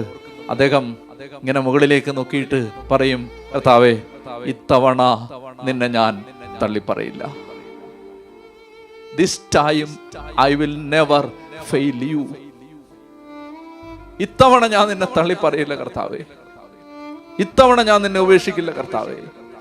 എന്റെ പ്രിയപ്പെട്ട സഹോദരങ്ങളെ, പത്രോസ്ലീഗ നീറോ ചക്രവർത്തിയുടെ മതമർദ്ദന കാലത്ത് കൊല്ലപ്പെട്ടു. AD 64 തലകീഴായി കുരിശി തറയ്ക്കപ്പെട്ടു. ആ പത്രോസ്ലീഗ വധിക്കപ്പെടുന്നതിന് ഏതാനും നാളുകൾക്ക് മുമ്പ് തൻ്റെ മക്കൾക്ക് തൻ്റെ ശുശ്രൂഷയ്ക്ക് ഏൽപ്പിക്കപ്പെട്ട ദൈവജനത്തിന് എഴുതിയ ലേഖനമാണല്ലോ പത്രോസിന്റെ 1-ാം ലേഖനം 4-ാം അധ്യായം 12 മുതൽ 19 വരെ വാക്യങ്ങൾ. പത്രോസിന്റെ 1-ാം ലേഖനം 4-ാം അധ്യായം 12 മുതൽ 19 വരെ വാക്യങ്ങൾ ഞാൻ വായിക്കുകയാണ്. പ്രിയപ്പെട്ടവരെ, നിങ്ങളെ പരിശോധിക്കാനായി അഗ്നിപരീക്ഷകൾ ഉണ്ടാകുമ്പോൾ അപ്രതീക്ഷിതമായതെന്തോ സംഭവിച്ചാലെന്ന പോലെ പരിഭ്രമിക്കരുത്. ഇനി നിങ്ങളെന്നോർത്തെ, കൊലക്കളത്തിലേക്ക് വലിച്ചിഴക്കപ്പെടുന്ന ഈ മനുഷ്യൻ തൻ്റെ ജീവിതത്തിൽ നിന്ന് പറഞ്ഞതാണിത്. അപ്രതീക്ഷിതമായി എന്തോ സംഭവിച്ചാലെന്ന പോലെ പരിഭ്രമിക്കരുത്. പ്രിയപ്പെട്ട മക്കളെ, നിങ്ങളെ പരിശോധിക്കാനായി അഗ്നിപരീക്ഷകൾ ഉണ്ടാകുമ്പോൾ അപ്രതീക്ഷിതമായി എന്തോ സംഭവിച്ചാൽ എന്ന വണ്ണം പരിഭ്രമിക്കരുത്. ക്രിസ്തുവിന്റെ പീഡകളിൽ നിങ്ങൾ പങ്കുകാരാകുന്നതിൽ ആഹ്ലാദിക്കണം. അവന്റെ മഹത്വം വെളിപ്പെടുമ്പോൾ നിങ്ങൾ അത്യധികം ആഹ്ലാദിക്കും. ക്രിസ്തുവിന്റെ നാമനിമിത്തം നിന്ദിക്കപ്പെട്ടാൽ നിങ്ങൾ ഭാഗ്യവാന്മാർ. എന്തെന്നാൽ മഹത്വത്തിന്റെ ആത്മാവ്, അതായത് ദൈവാത്മാവ് നിങ്ങളിൽ വസിക്കുന്നു.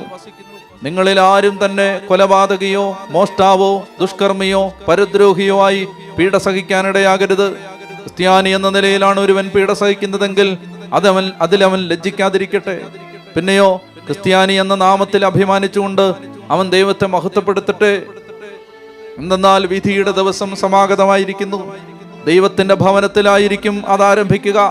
അത് നമ്മിലാണ് ആരംഭിക്കുന്നതെങ്കിൽ ദൈവത്തിന്റെ സുവിശേഷം അനുസരിക്കാത്തവരുടെ അവസാനം എന്തായിരിക്കും? AD 64 പത്രോസ്ലീഗ കൊല്ലപ്പെട്ടു. AD 67 പൗലോസ്ലീഹായെ നീറോ ചക്രവർത്തി തന്നെ തലവെട്ടിക്കൊന്നു. വിശദമായ ചരിത്രത്തിലേക്ക് ഞാൻ കടക്കുന്നില്ല. അപ്പസ്തോലന്മാരുടെ ജീവിതം ഞാൻ വേഗത്തിൽ പറയുക. മത്തായി, അദ്ദേഹം സുവിശേഷം പ്രസംഗിച്ചത് എത്യോപ്യയിലാണ്. രാജാവിന്റെ അധാർമിക ജീവിതത്തെ വിമർശിച്ചു എന്ന ഒറ്റ കാരണത്താൽ മത്തായി ശ്ലീഹ പിന്നിൽ നിന്ന് അദ്ദേഹത്തെ കുത്തി, അദ്ദേഹത്തെ കൊലപ്പെടുത്തി. മറ്റൊരു അപ്പസ്തോലനായിരുന്ന ബർത്തലോമിയ, അല്ലെങ്കിൽ യോഹന്നാന്റെ സുവിശേഷത്തിൽ നമ്മൾ കാണുന്ന നഥാനിയേൽ, ബർത്തലോമിയ അർമേനിയയിലെ രാജാവായ പൊളിമയൂസിനെ മാനസാന്തരപ്പെടുത്തി. അക്കാരണത്താൽ അനേകരുടെ ശത്രുവായി തീർന്ന അദ്ദേഹത്തെ ജീവനോടെ തൊലിയുരിഞ്ഞ് തലവെട്ടി കൊന്നു.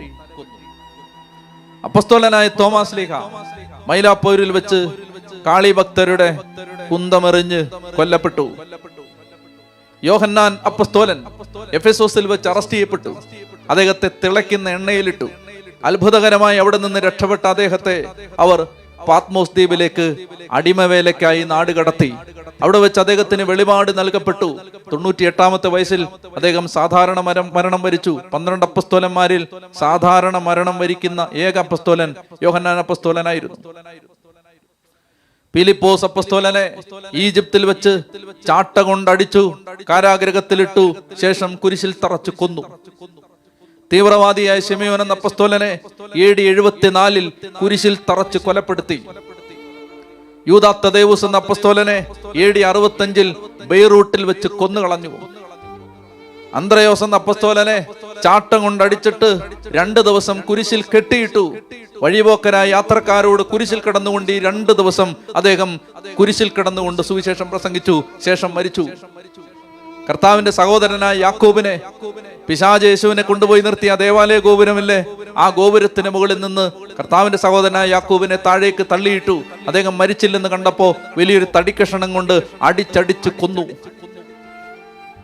മർക്കോസ് എന്ന സുവിശേഷകനെ അലക്സാണ്ട്രിയയുടെ തെരുവീഥികളിലൂടെ കുതിരകളുടെ വാലിൽ കെട്ടി വലിച്ചിഴച്ച് ഒടുവിൽ കൊന്നു. ലൂക്കാ സുവിശേഷകനെ ഗ്രീസിൽ വെച്ച് തൂക്കിലേറ്റി. കൊല്ലാക്കൊല ചെയ്യാൻ ഇറങ്ങിയവരുടെ മതമായിരുന്നില്ല ഇത്.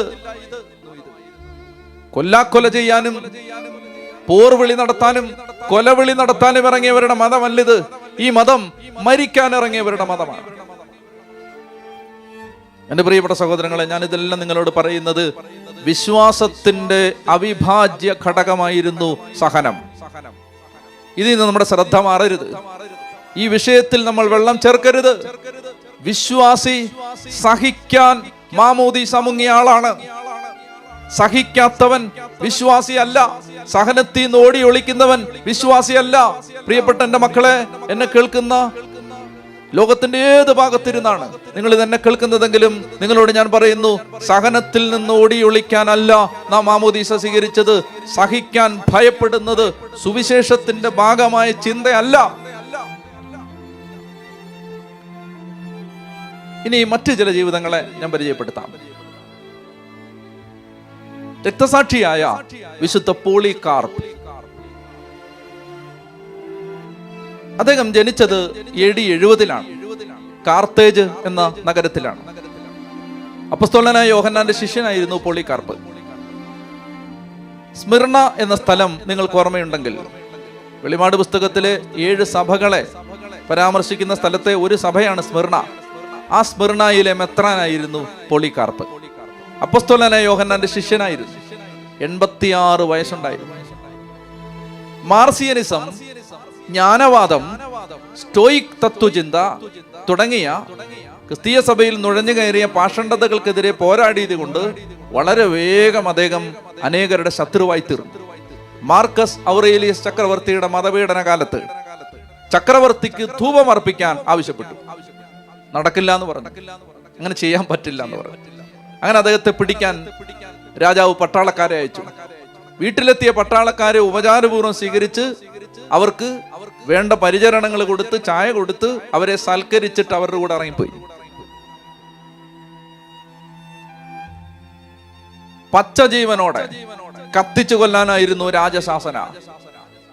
അങ്ങനെ അദ്ദേഹത്തെ ഒരു മരത്തിൽ കെട്ടിയിട്ടു. ബേൺ എ സ്റ്റേക്ക്, പച്ചയ്ക്ക് കത്തിക്കാൻ. മരത്തെ കെട്ടിയിട്ടു, തീ കൊളുത്തി, കാറ്റിങ്ങനെ വീശിയടിച്ച്, പഴയ നിയമത്തിൽ ദാനിയേലിന്റെ പുസ്തകം 3-ാം അധ്യായത്തിൽ കാണുന്നത് പോലെ തീനാളങ്ങൾ അദ്ദേഹത്തെ സ്പർശിക്കാതെ കാറ്റൊരു പ്രത്യേക ദിശയിൽ ഇങ്ങനെ വീശി വീശി വീശി തീനാളങ്ങളെ അകറ്റിക്കൊണ്ടേയിരുന്നു. തീ പിടിക്കില്ല എന്ന് മനസ്സിലായപ്പോൾ അദ്ദേഹത്തിന്റെ ചങ്കിലേക്ക് ഒരു പട്ടാളക്കാരൻ ഒരു വാള് കുത്തി ഇറക്കി കൊന്നു. അദ്ദേഹത്തിന്റെ ചോര വീണ് ഈ തീ അണഞ്ഞു. എന്നെ കേൾക്കുന്ന പ്രിയപ്പെട്ട മക്കളെ, അങ്ങനെ 86-ാമത്തെ വയസ്സിൽ നാഥനും ദൈവവും കർത്താവുമായ യേശുവിന് വേണ്ടി കൊല്ലപ്പെടുന്നതിന് മുമ്പ് അദ്ദേഹം പട്ടാളക്കാരോട് പറഞ്ഞ വാചകങ്ങൾ രേഖപ്പെടുത്തപ്പെട്ടിട്ടുണ്ട്. ഞാൻ വായിക്കാം. 86 വർഷം ഞാൻ കർത്താവിനെ സേവിച്ചു, നന്മയല്ലാതെ മറ്റൊന്നും അവൻ എനിക്ക് ചെയ്തിട്ടില്ല.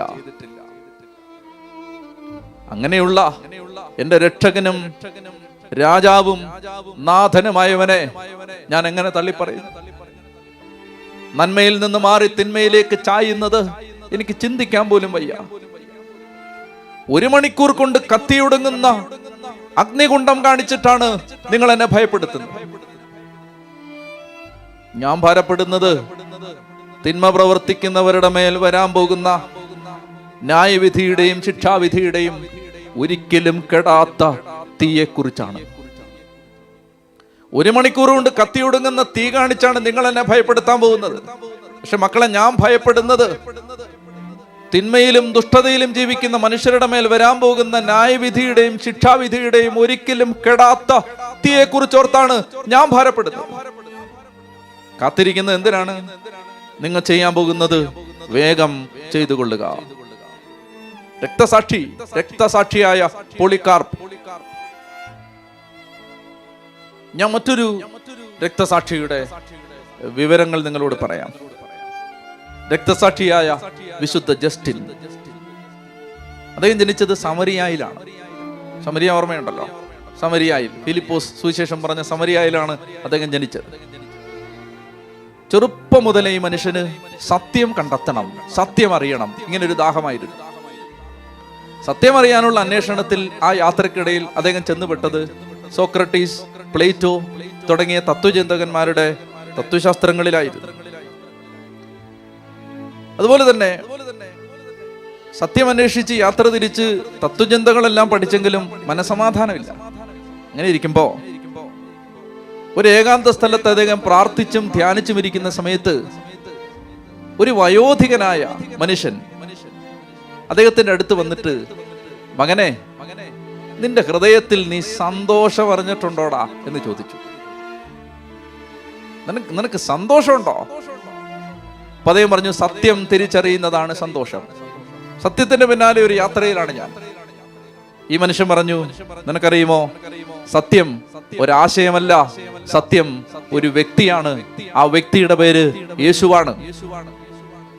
യേശുവിനെ കുറിച്ച്, സുവിശേഷത്തെ കുറിച്ച് അദ്ദേഹത്തോട് പങ്കുവച്ചു. ക്രിസ്തുവിശ്വാസത്തെ കുറിച്ച് മനസ്സിലാക്കിയ ഈ ജസ്റ്റിൻ മാനസാന്തരപ്പെട്ടു. മാമോദീസ സ്വീകരിച്ച ഈ മനുഷ്യൻ പബ്ലിക് ഡിബേറ്റുകൾ നടത്താൻ തുടങ്ങി. പൊതുജനത്തിന് മുമ്പിലേക്ക് ചെന്നിട്ട് സുവിശേഷം അവതരിപ്പിക്കാൻ തുടങ്ങി.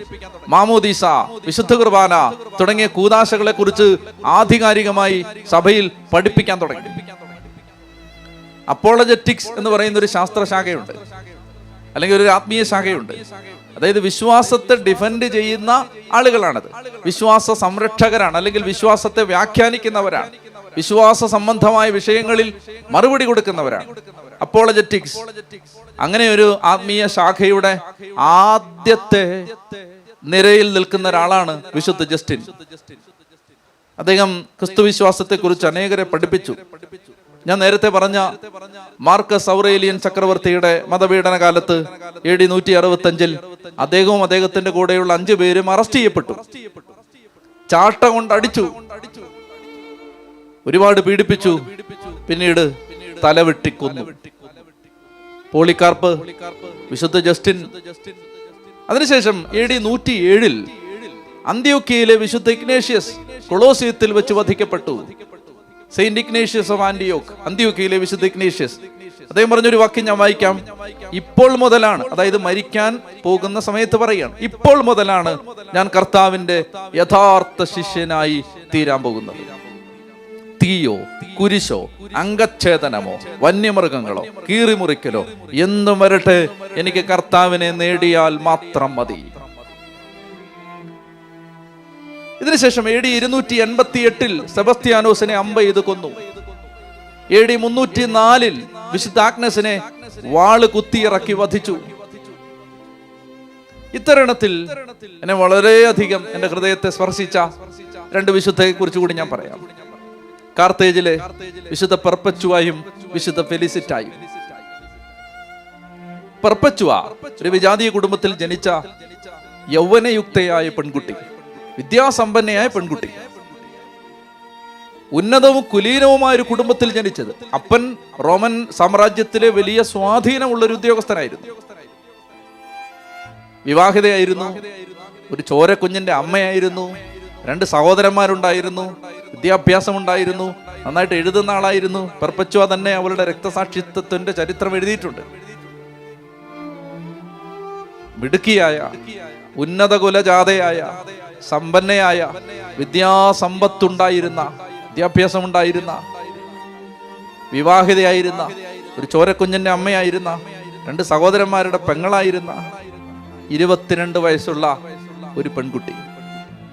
22 വയസ്സ്. യേശുവിനെ കുറിച്ച് കേട്ടു, യേശുവിനെ കുറിച്ച് അറിഞ്ഞു. അഗാധമായൊരു പ്രണയാനുഭവം ക്രിസ്തുവെന്ന ദൈവപുത്രനുമായി രൂപപ്പെട്ടു. ഒരിക്കലും ആർക്കും പറിച്ചെറിയാൻ പറ്റാത്തൊരു ആത്മബന്ധത്തിന്റെ ചരട് കൊണ്ട് കർത്താവ് അവളെ ചങ്കോട് ചേർത്ത് കെട്ടി. അന്നത്തെ കാലത്ത് ക്രിസ്ത്യാനിയാവുക എന്ന് പറഞ്ഞാൽ രാജ്യദ്രോഹ കുറ്റമായിരുന്നു. നിയമവിരുദ്ധമായ ഒരു പ്രവൃത്തിയിൽ ഏർപ്പെട്ടു എന്ന ആരോപണം ചുമത്തി അവളെ ജയിലിൽ അടച്ചു. അന്ന് ചോരക്കുഞ്ഞിനെ പിന്നിൽ ഉപേക്ഷിച്ച് ഉണ്ടായിരുന്ന എല്ലാ സൗഭാഗ്യങ്ങളും നഷ്ടപ്പെട്ട് ജയിലിലേക്ക് വലിച്ചിഴച്ച് കൊണ്ടുപോകുമ്പോൾ അവളെ അനുഗമിച്ച് അവളുടെ വേലക്കാരിയുടെ, അവളുടെ മെയ്ഡിന്റെ പേരാണ് ഫെലിസിറ്റ. അന്ന് ആ സ്ത്രീ ഗർഭിണിയായിരുന്നു. ഒരു ചോരക്കുഞ്ഞിന്റെ അമ്മയും ഗർഭിണിയായ വേലക്കാരിയും കൂടെ 4 പേരും, അങ്ങനെ 6 പേരെ അറസ്റ്റ് ചെയ്തു. ജയിലിൽ കിടക്കുന്ന സമയത്ത് ഏറ്റവും വലിയ പ്രലോഭനം നേരിട്ടത് അപ്പനിൽ നിന്നാണ്. അപ്പം വരുമായിരുന്നു എല്ലാ ദിവസവും, വന്ന് കരയും, ഭീഷണിപ്പെടുത്തും, നിർബന്ധിക്കും. ഒരു വാക്കുകൊണ്ട് ക്രിസ്തു എന്ന ഈ ദൈവപുത്രനെ തള്ളി പറഞ്ഞാൽ നിനക്ക് ജീവിക്കാം. ഒരു കുഞ്ഞില്ലേ നിനക്ക്? കുടുംബം ആരംഭിച്ചിട്ടല്ലേ ഉള്ളൂ, ജീവിതം നീണ്ടു പരന്ന് കിടക്കുകയല്ലേ. സന്തോഷിക്കാനും ആഹ്ലാദിക്കാനും ലോകം വെച്ച് നീട്ടുന്ന പ്രലോഭനങ്ങൾ ഒരുപാടില്ലേ. എന്തിനീ യൗവനത്തിന്റെ നട്ടുച്ചയിൽ മരിക്കണം? ഈ നല്ല പ്രായത്തിൽ കുരുതി കൊടുക്കപ്പെടണം? ചോരക്കുഞ്ഞിനെയും കൊണ്ട് 2 ഡീക്കന്മാർ ജയിലിൽ വരുമായിരുന്നു. ഇവളുടെ കുഞ്ഞിനെയും കൊണ്ട് കമ്പിയഴികൾക്കിടയിലൂടെ കൈയിട്ട് കുഞ്ഞിനെ ഒന്ന് താലോലിക്കാൻ പോലും പറ്റാതെ ബന്ധിക്കപ്പെട്ട് കിടക്കുന്ന ഈ പെൺകുട്ടി ആ കുഞ്ഞിന്റെ കരച്ചിൽ കണ്ടിട്ട് പോലും ക്രിസ്തുവിനെ തള്ളി പറയാൻ തയ്യാറായില്ല, യേശുവിനെ ഉപേക്ഷിക്കാൻ തയ്യാറായില്ല. അപ്പൻ വന്നൊരിക്കൽ നിർബന്ധിക്കുമ്പോ അവള് പറഞ്ഞു, അപ്പാ, ഒരു പാത്രം ചൂണ്ടിക്കാണിച്ചിട്ട് പറഞ്ഞു, അപ്പാ, ഈ പാത്രം പാത്രമല്ലെന്ന് പറയാൻ പറ്റുമോ? അപ്പൊ ഈ പാത്രം പാത്രമല്ലെന്ന് പറയാൻ പറ്റുമോ? അപ്പം പറഞ്ഞു, പറ്റില്ല, ഇത് പാത്രമാണ്. ഈ പാത്രം പാത്രമല്ലെന്ന് പറയുന്നത് പോലെയാണ് ക്രിസ്ത്യാനിയായ ഞാൻ ക്രിസ്ത്യാനി അല്ലെന്ന് പറയുന്നത്. എങ്ങനെ പറയും? എങ്ങനെ പറയും? ഈ വസ്തു അതെന്തായിരിക്കുന്നു ആ വസ്തു അല്ലെന്ന് പറയുന്നത് പോലെയാണ് ക്രിസ്തുവിനെ ചങ്കിലേറ്റുവാങ്ങേ ഞാൻ ക്രിസ്ത്യാനി അല്ലെന്ന് പറഞ്ഞ് രക്ഷപ്പെടാൻ പോകുന്നു. ഒടുവിൽ വിചാരണ കഴിഞ്ഞ് വധശിക്ഷ വിധിച്ചു കഴിയുമ്പോ അപ്പൻ വന്ന് കാലിൽ കെട്ടിപ്പിടിച്ച് കരഞ്ഞു പറയും, മകളെ, രാജാവിന് ധൂപം അർപ്പിച്ച് യേശുവിനെ തള്ളി പറഞ്ഞിട്ട് പുറത്തു വാ. നീ രഹസ്യമായിട്ട് യേശുവിൽ വിശ്വസിച്ചോ, സാരമില്ല, പീഡാനുഭവിയാവുമല്ലോ. അപ്പോൾ അവർ പറയുന്ന വാചകമുണ്ട്, ഇത് എഴുതപ്പെട്ടിട്ടുണ്ട്, ഇതൊക്കെ രേഖകളാണ്. അവൾ അപ്പനോട് പറഞ്ഞു, എന്റെ മരണത്തെ ഓർത്ത് നിങ്ങൾ ആരും കരയരുത്. എനിക്ക് ലഭിക്കാവുന്നതിൽ വെച്ച് ഏറ്റവും വലിയ ബഹുമതിയാണിത്. കർത്താവേ, അങ്ങയ്ക്ക് വേണ്ടി മരിക്കാൻ എന്നെ തെരഞ്ഞെടുത്തതിന് നന്ദി. തിരുവചനത്തിലെ വിശുദ്ധ പിതാക്കന്മാരുടെയും അപ്പസ്തോലന്മാരുടെയും രക്തസാക്ഷികളുടെയും മാത്രം ഓഹരിയായിരുന്നു ഇത്. ദൈവത്തിന് വേണ്ടിയാണ് ഞാൻ മരിക്കുന്നത്, സത്യത്തിന് വേണ്ടിയാണ് ഞാൻ മരിക്കുന്നത്. കൊലക്കളത്തിലേക്ക് ഒരു പശുവിന്റെ കാലിൽ കെട്ടിയാണ് ഈ സ്ത്രീകളെ വലിച്ചിഴയ്ക്കുന്നത്. അങ്ങനെ ശരീരം മുഴുവൻ കീറി മുറിക്കുന്ന വിധത്തിൽ ഈ മൃഗം അവളെ വലിച്ചുകൊണ്ട് പോകുമ്പോൾ തൻ്റെ വേദന മറയ്ക്കാനല്ല അവൾ ശ്രമിച്ചത്, വസ്ത്രം മാറിപ്പോയി തൻ്റെ നഗ്നത അനാവരണം ചെയ്യപ്പെടാതിരിക്കാൻ ശ്രദ്ധിച്ച് അവൾ തൻ്റെ നഗ്നത മറച്ചു എന്ന് ചരിത്രം പറയുന്നു. മരിക്കുന്നതിന് ഏതാനും ദിവസങ്ങൾക്ക് മുമ്പ് ഒരു സംഭവം ഉണ്ടായി. തീയിൽ കിടക്കുമ്പോൾ അവൾ സ്വപ്നം കാണുകയാണ്. വളരെ ചെറുപ്പത്തിലെ മരിച്ചുപോയ അവളുടെ ആ ആങ്ങളയുടെ ആത്മാവ്, സഹോദരന്റെ ആത്മാവ് ഭയാനകമായ വേദന സഹിച്ചുകൊണ്ട് ആയിരിക്കുന്നൊരവസ്ഥ അവൾ സ്വപ്നത്തിൽ കണ്ടു. ആ ദിവസങ്ങളിൽ അവൾ തൻ്റെ വേദനയെല്ലാം സഹോദരന്റെ ആത്മാവിന് വേണ്ടി കാഴ്ചവെച്ച് പ്രാർത്ഥിച്ചു. മരിക്കുന്നതിൻ്റെ തലേ ദിവസം അവൾക്ക് വീണ്ടും ഒരു ദർശനം ഉണ്ടായി. വിവരിക്കാനാവാത്ത വലിയൊരു പ്രഭാപൂരത്തിൽ, വലിയൊരു തേജസ്സിൽ അവളുടെ സഹോദരന്റെ ആത്മാവ് നിലകൊള്ളുന്നതായി അവൾക്ക് കാണാൻ പറ്റി. ശുദ്ധീകരണ സ്ഥലത്തെക്കുറിച്ചും മരിച്ചവർക്ക് വേണ്ടി പ്രാർത്ഥിക്കുന്നതിനെ കുറിച്ചും ഒക്കെ പഠിപ്പിക്കുമ്പോൾ സഭ ഉദ്ധരിക്കുന്ന ഏറ്റവും പുരാതനമായ രേഖകളിൽ ഒന്നാണിത്. ഒടുവില് കൊല്ലാൻ തുടങ്ങുന്ന സമയത്ത് മറ്റൊരു സംഭവം ഉണ്ടായി. ഗ്ലാഡിയേറ്റർ, ഈ പട്ടാളക്കാരൻ, അവളെ തലവെട്ടി കൊല്ലണം. പക്ഷെ അദ്ദേഹം ഒരു ചെറുപ്പക്കാരനാണ്. അദ്ദേഹം ആദ്യമായിട്ടാവണം ഒരാളെ ഇങ്ങനെ കൊല്ലാൻ അദ്ദേഹത്തിന് ഡ്യൂട്ടി കിട്ടുന്നത്. അപ്പൊ കൈ വിറച്ചു. അങ്ങനെ വെട്ടിയപ്പോ അവളുടെ ഈ റിബിന്റെ വാരിയലിന്റെ ഭാഗത്ത് വെട്ടുകൊണ്ടു. തലവെട്ടി കൊല്ലണം. സ്നേഹപൂർവം ഈ ചെറുപ്പക്കാരന്റെ കണ്ണുകളിലേക്ക് നോക്കിയിട്ട് അവന്റെ കൈ പിടിച്ച് ആ വാള് അവളുടെ കഴുത്തിന് നേരെ കൊണ്ടുവന്ന് കഴുത്തിൽ വെച്ചിട്ട് പറഞ്ഞു, മുറിച്ചുകൊള്ളുക. അനിതര സാധാരണമായ ഈ 22-കാരിയിൽ വിളങ്ങി നിന്ന ധൈര്യം കണ്ട് അവൾക്ക് കാവൽ നിന്ന ഒരു പട്ടാളക്കാരൻ തൽക്ഷണം മാനസാന്തരപ്പെട്ടു. എൻ്റെ പ്രിയപ്പെട്ട സഹോദരങ്ങളെ, പറയാനാണെങ്കിൽ ഇതുപോലെ അനേകം കഥകൾ സഭയുടെ ചരിത്രത്തിൽ നിന്ന് എനിക്കും നിങ്ങൾക്കും പറയാൻ പറ്റും. ഞാനിതെല്ലാം പറയുന്നത്, എന്നെ ശ്രദ്ധിക്കുക, ഒറ്റ കാര്യം നിങ്ങളെ ഓർമ്മിപ്പിക്കാൻ വേണ്ടിയിട്ടാണ്. വിശ്വസിക്കുക എന്നാൽ അതിൻ്റെ അർത്ഥം സഹിക്കുക എന്ന് കൂടിയാണ്. അപ്പോസ്തലന്മാരെ സെന്റ് കത്തരീൻ സംഘം കൊണ്ടുപോയി പീഡിപ്പിച്ചിട്ട് പത്രോസും യോഹന്നാനും സംഘത്തിൽ നിന്ന് പുറത്തു പോകുമ്പോ അപ്പോസ്തല പ്രവർത്തനത്തിൽ നമ്മൾ വായിക്കുന്നുണ്ട്, ക്രിസ്തുവിനെ പ്രതി അപമാനം സഹിക്കാൻ ഭാഗ്യം കിട്ടിയതോർത്ത് അവർ സന്തോഷത്തോടെ സംഘത്തിൽ നിന്ന് തിരിച്ചുപോയി. സഭയുടെ ആത്മാവാണിത്, ആദിമ സഭയുടെ ആത്മാവാണിത്.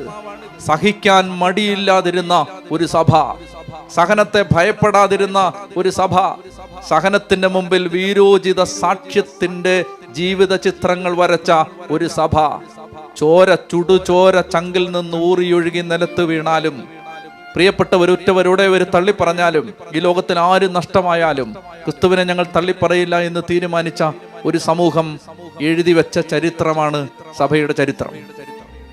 എന്നെ കേൾക്കുന്ന പ്രിയപ്പെട്ട സഹോദരങ്ങളെ, ഈ സമയത്ത് കർത്താവിന്റെ ആത്മാവിന്റെ വലിയൊരു ശക്തി നിങ്ങൾ ഓരോരുത്തരുടെയും ജീവിതത്തിൽ കടന്നു വരട്ടെ എന്ന് ഞാൻ പ്രാർത്ഥിക്കുകയാണ്. എനിക്ക് പറയാനുള്ളത്, എന്നെ അത്ഭുതപ്പെടുത്തിയത്, ഞാൻ ഈ കഥകളൊക്കെ വായിക്കുമ്പോൾ, ഈ സംഭവങ്ങളൊക്കെ വായിക്കുമ്പോൾ എൻ്റെ മനസ്സിൽ വന്ന ഒരു അസ്വസ്ഥത, ഒരു ചിന്ത ഇതാണ്: അടിച്ചാൽ തിരിച്ചടിക്കാത്ത, കാത്തിരുന്ന് പ്രതികാരം ചെയ്യാൻ അറിയാത്ത ഒരു ജനതയെ എന്തിനാണ് സാമ്രാജ്യങ്ങൾ ഭയപ്പെട്ടത്? എന്റെ മനസ്സിൽ വന്ന ചോദ്യം ഇതാണ്. അടിച്ചാൽ തിരിച്ചടിക്കാത്ത, കൂട്ടം കൂടി വീട് കയറി ആക്രമിക്കാത്ത, കൊട്ടേഷൻ സംഘത്തെ വെച്ച് കൊലവിളി നടത്തി കൊല ചെയ്യാൻ ഇറങ്ങാത്ത, ഒരു ജാഥ നടത്തി പോലും പ്രതികരിക്കാൻ അറിയാത്ത, കാത്തിരുന്ന് പ്രതികാരം ചെയ്യാൻ പദ്ധതിയിടാത്ത ഒരു സമൂഹത്തെ എന്തിനാണ് സാമ്രാജ്യങ്ങൾ ഭയപ്പെട്ടത്? ചക്രവർത്തിമാർ ഭയപ്പെട്ടത്? മതസമൂഹങ്ങൾ ഭയപ്പെടുന്നത് എന്തിനാണ്? ഈ സമൂഹത്തെ ഭയപ്പെടുന്നത് ഒറ്റ ഉത്തരമേ ഉള്ളൂ: ക്രിസ്തു മാത്രമാണ് സത്യം. അതാണ് ആ ഭയം. ഇത് സാത്താന്റെ ഭയമാണ്. സത്യത്തിന് നേരെ പുറംതിരിഞ്ഞു നിൽക്കുന്ന പൈശാചിക ശക്തിയുടെ ഭയമാണത്. സത്യം ക്രിസ്തുവാണെന്നുള്ളതിന്റെ ഏറ്റവും വലിയ തെളിവാണ് അടിച്ചാൽ തിരിച്ചടിക്കാത്ത, പ്രതികരിക്കാത്തൊരു സമൂഹത്തെ ഇഞ്ചോടിഞ്ച് തകർക്കുന്നത്. ക്രിസ്തുവാണ് സത്യം. അത് സത്യത്തിന് നേരെയുള്ള ഭയമാണ്. എന്നെ കേൾക്കുന്ന പ്രിയപ്പെട്ട മക്കളെ, അതുകൊണ്ട് സഹനത്തെ നാം ഭയപ്പെടില്ല. സഹനത്തെ ഭയപ്പെടില്ല. ചക്രവർത്തിമാർ ആരും വരട്ടെ, ഭരണാധികാരികൾ ആരുമാവട്ടെ, നിങ്ങളെ നയിക്കുന്നത് ആരുമാവട്ടെ, നിങ്ങൾ ഏത് അധികാരത്തിന്റെ കീഴിലും ജീവിക്കാൻ സാധ്യതയുണ്ടാവട്ടെ, ആരുമാവട്ടെ, ക്രിസ്തീയ സമൂഹങ്ങൾ ഭയപ്പെടില്ല. ഭയപ്പെടേണ്ട ആവശ്യമില്ല. കാരണം എന്താണ്? യാഥാർത്ഥ്യങ്ങൾ നമ്മൾ തിരിച്ചറിയണം. പക്ഷെ നമുക്ക് ഭയമില്ല. നമുക്കെതിരെ നടക്കുന്ന പീഡനങ്ങൾ, ഉപദ്രവങ്ങൾ, അത് കണ്ണും കാതും തുറന്ന് ജാഗ്രതയോടെ തിരിച്ചറിയണം. നമ്മുടെ സമൂഹങ്ങൾക്കെതിരെ നടക്കുന്ന ആസൂത്രിതമായ ആക്രമണങ്ങൾ, അത് കണ്ണും കാതും തുറന്ന് തിരിച്ചറിയണം. ജാഗ്രതയോടെ നിൽക്കണം. അത് ശരിയാണ്. പക്ഷെ ഭയമില്ല. ഭയമില്ലാത്തത് എന്തുകൊണ്ടാണ്? ഭയമില്ലാത്തത് സഭയുടെ ആദ്യത്തെ 4 നൂറ്റാണ്ടുകളിൽ ലോക ചരിത്രം ഇന്നോളം കണ്ടിട്ടില്ലാത്തത്ര നരാധവന്മാരായ, അത്ര ഭീകരരൂപികളായ, രാക്ഷസ ജന്മങ്ങളായ പ്രജാപതിമാരെയും ചക്രവർത്തിമാരെയും അതിജീവിച്ചാണ്, അവർ അഴിച്ചുവിട്ട പീഡനങ്ങളെ അതിജീവിച്ചാണ് നമ്മൾ 2020 എത്തിയത്. അതുകൊണ്ടാണ് ഭയമില്ലാത്തത്. എന്നെ കേൾക്കുന്ന പ്രിയപ്പെട്ട സഹോദരങ്ങളെ, ഈ സമയത്ത് കർത്താവിന്റെ ആത്മാവിന്റെ വലിയൊരു ശക്തി ഈ വചനം കേട്ടുകൊണ്ടിരിക്കുന്ന സകല മക്കളുടെ മേലും ഒഴുകിയിറങ്ങാൻ ഞാൻ പ്രാർത്ഥിക്കുകയാണ്. നിങ്ങൾ എവിടെയായിരുന്നാലും ഇന്ന് ഈ ആരാധനയെ സംബന്ധിക്കുമ്പോൾ സഭയ്ക്ക് വേണ്ടി നിങ്ങൾ നിലവിളിയോടെ പ്രാർത്ഥിക്കണം. കർത്താവിന്റെ മധ്യസ്ഥ ശുശ്രൂഷയിൽ പങ്കെടുത്തുകൊണ്ട് നമ്മൾ ഈ 8 ദിവസങ്ങളിൽ മാത്രമല്ല, തുടർന്നുള്ള ദിവസങ്ങളിൽ മരണം വരെ സഭയ്ക്ക് വേണ്ടി നിങ്ങൾ ഹൃദയം നൊന്ത് പ്രാർത്ഥിക്കണം. സഭയെ ഹൃദയത്തിൽ ഏറ്റെടുക്കണം. വലിയ ദൈവത്തിന്റെ കൃപ നിങ്ങളുടെ ജീവിതങ്ങളിൽ ഉണ്ടാവട്ടെ എന്ന് ഞാൻ പ്രാർത്ഥിക്കുന്നു. പിതാവിന്റെയും പുത്രന്റെയും പരിശുദ്ധാത്മാവിന്റെയും നാമത്തിൽ ആമേൻ.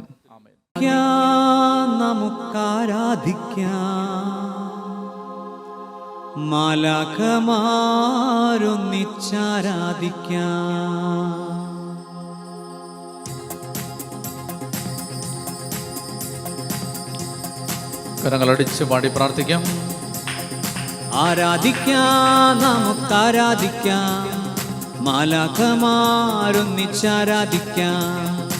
ആരാധിക്കാം, നമുക്കാരാധിക്കാം, മാലാഖമാരൊന്നിച്ചാരാധിക്കാം. ആരാധിക്കാം, നമുക്കാരാധിക്കാം, ആത്മാവിൻ ശക്തിയോടാരാധിക്കാം. ആരാധിക്കാം, നമുക്കാരാധിക്കാം, ആത്മാവിൻ ശക്തിയോടാരാധിക്കാം. ആരാധിക്കാം, നമുക്കാരാധിക്കാം, മാലാഖമാരൊന്നിച്ചാരാധിക്കാം. ആരാധിക്കാം, നമുക്കാരാധിക്കാം, ആത്മാവിൻ ശക്തിയോടാരാധിക്കാം.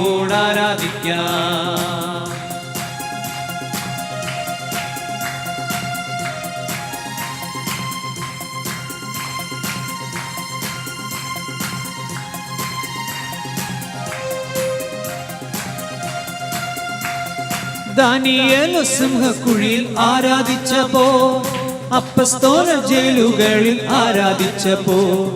ദാനിയേൽ സിംഹക്കുഴിയിൽ ആരാധിച്ചപ്പോ, അപ്പസ്തോലർ ജയിലുകളിൽ ആരാധിച്ചപ്പോ.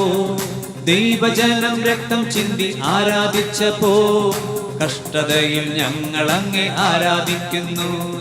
ദൈവജനം രക്തം ചിന്തി ആരാധിച്ചപ്പോ, കഷ്ടതയിൽ ഞങ്ങൾ അങ്ങേ ആരാധിക്കുന്നു. ഉയർത്തിയടിച്ച് ആരാധിക്കാം, നമുക്കാരാധിക്കാം, മാലാഖമാരൊന്നിച്ചാരാധിക്കാം. ആരാധിക്കാം, നമുക്കാരാധിക്കാം, ആത്മാവിൻ ശക്തിയോടാരാധിക്കാം.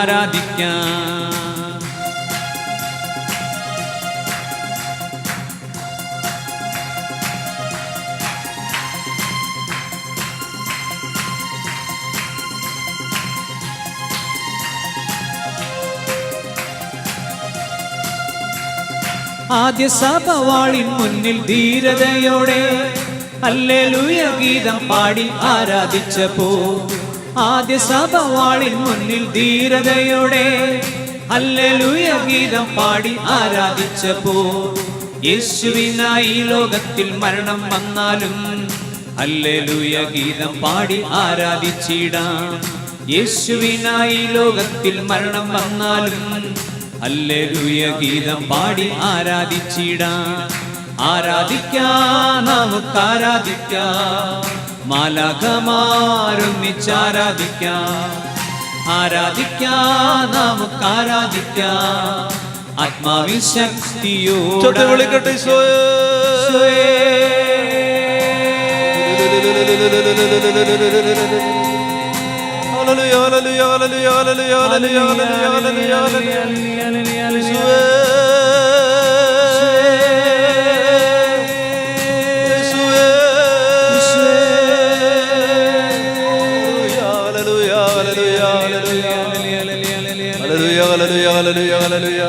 കർത്താവായ ദൈവമേ, തിരുസഭയെ സമർപ്പിച്ച് പ്രാർത്ഥിക്കുന്ന കർത്താവേ, സഭയുടെ എല്ലാ ശുശ്രൂഷ വേദികളെയും സമർപ്പിക്കുന്ന കർത്താവേ, നിന്നെ ആരാധിക്കുന്ന ഒരു ജനം, നിനക്കൊന്നാം സ്ഥാനം നൽകുന്ന ഒരു ജനം കർത്താവേ, സ്വന്തം ജീവനേക്കാളും മറ്റെന്തിനേക്കാളും അധികം നിന്നെ സ്നേഹിക്കുന്ന ഒരു സമൂഹം കർത്താവേ, അങ്ങയ്ക്ക് വേണ്ടി ജീവൻ ബലി കൊടുക്കാൻ മനസ്സുള്ളൊരു സമൂഹം, അങ്ങനെ ഒരു സമൂഹമായി സഭയുടെ എല്ലാ കൂട്ടായ്മകളും ഉണരുവാൻ കർത്താവേ, സ്വർഗത്തിൽ നിന്ന് ആദിമസഭയെ ചലിപ്പിച്ചൊരു അഭിഷേകത്തിന്റെ അഗ്നി കർത്താവേ, സഭയുടെ എല്ലാ ശുശ്രൂഷാ വേദികളിലേക്കും അങ്ങിപ്പോൾ ഒഴുക്കി കൊടുക്കണമേ, ഒഴുക്കി തരണമേ. ഈ സമയത്ത് കർത്താവേ, ജീവിതങ്ങളെ സ്പർശിക്കണമേ എന്ന് പ്രാർത്ഥിക്കുന്ന കർത്താവേ, സഭയിൽ നിന്ന് അകന്നു നിൽക്കുന്ന മക്കളിലേക്ക് കർത്താവേ, പരിശുദ്ധ ദിവ്യകാരുണ്യത്തിൽ നിന്ന് ശക്തി ഒഴുകണമേ എന്ന് പ്രാർത്ഥിക്കുന്ന കർത്താവേ, സഭയുടെ എല്ലാ ശുശ്രൂഷാ മേഖലകളിലേക്കും കർത്താവേ, ശുശ്രൂഷകരിലേക്കും കുടുംബങ്ങളിലേക്കും ജീവന്റെ ശക്തി വ്യാപരിക്കണമേ എന്ന് പ്രാർത്ഥിക്കുന്ന കർത്താവേ,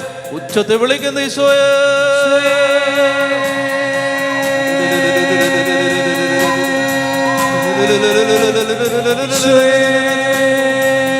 കരങ്ങളടിച്ച്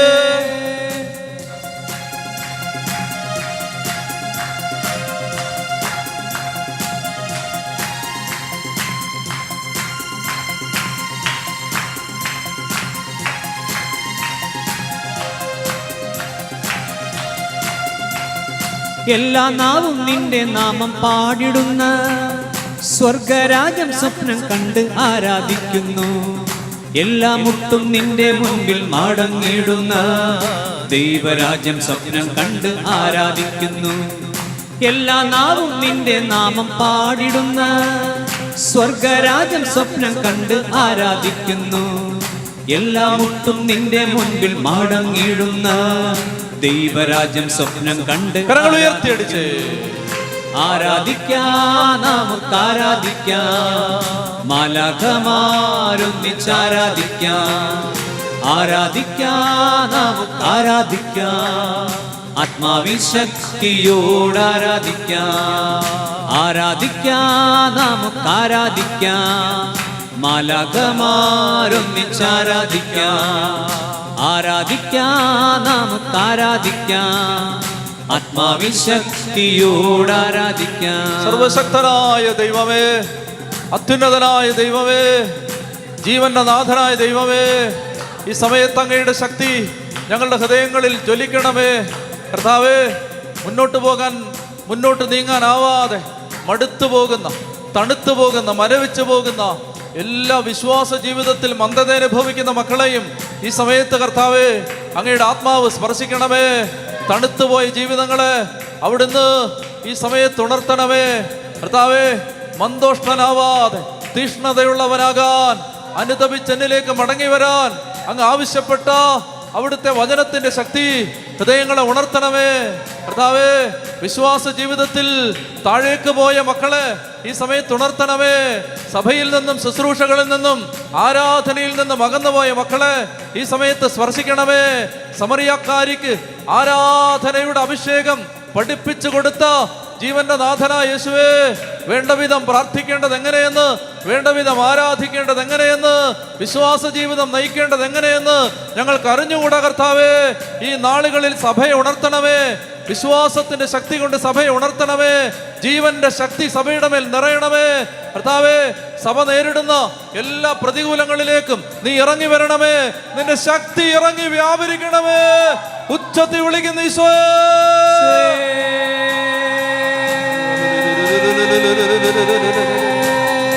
ഹല്ലേലൂയ ഹല്ലേലൂയ ഹല്ലേലൂയ ഹല്ലേലൂയ ഹല്ലേലൂയ ഹല്ലേലൂയ ഹല്ലേലൂയ ഹല്ലേലൂയ ഹല്ലേലൂയ ഹല്ലേലൂയ ഹല്ലേലൂയ ഹല്ലേലൂയ. ആത്മാവിന്റെ തീനാളങ്ങൾ മഴ പോലെ പെയ്തിറങ്ങണമേ, ഓരോ ജീവിതങ്ങളും തീപിടിക്കണമേ കർത്താവേ. ഓരോ ജീവിതത്തിലും നിന്റെ ശക്തി ഇറങ്ങി വെളിപ്പെടണം കർത്താവേ.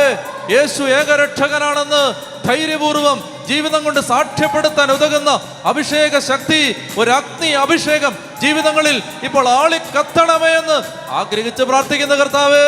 ഹല്ലേലൂയ ഹല്ലേലൂയ ഹല്ലേലൂയ ഹല്ലേലൂയ ഹല്ലേലൂയ ഹല്ലേലൂയ. കരങ്ങൾ ഉയർത്തി കൈയടിച്ചേ. എന്നിൽ നിറയണമേ, ശക്തി നൽകണമേ, അഗ്നിജ്വാലയായി കത്തിപ്പടരണമേ. എന്നിൽ നിറയണമേ, ശക്തി നൽകണമേ, അഗ്നിജ്വാലയായി കത്തിപ്പടരണമേ. എന്നിൽ നിറയണമേ, ശക്തി നൽകണമേ, അഗ്നിജ്വാലയായി കത്തിപ്പടരണമേ. ബന്ധക്കുസ്തിൻ അഗ്നിയേ, അഭിഷേക ശക്തിയെ, ജീവജലത്തിനരുവിയേ, എന്നിൽ നിറയണമേ. ബന്ധക്കുസ്തിൻ അഗ്നിയേ, അഭിഷേക ശക്തിയെ, ജീവജലത്തിനരുവിയേ, എന്നിൽ നിറയണമേ. എന്നിൽ നിറയണമേ, ശക്തി നൽകണമേ, അഗ്നിജ്വാലയായി കത്തിപ്പടരണമേ. എന്നിൽ നിറയണമേ, ശക്തി നൽകണമേ, അഗ്നിജ്വാലയായി കത്തിപ്പടരണമേ. തിരുസഭയെ ഉപദ്രവിക്കാൻ അധികാരപത്രം വാങ്ങി ദമാസ്കസിലേക്ക് യാത്ര ചെയ്ത സാവൂളിനെ പൗലോസാക്കി മാറ്റിയ നിന്റെ ശക്തി സഭയെ പീഡിപ്പിക്കുന്ന മക്കളെ നിന്റെ സാക്ഷികളായി മാറുവാൻ രൂപാന്തരപ്പെടുത്തുന്ന അഗ്നിയായി ഈ ജീവിതങ്ങളെ കർത്താവ് ഏറ്റെടുക്കണമേ.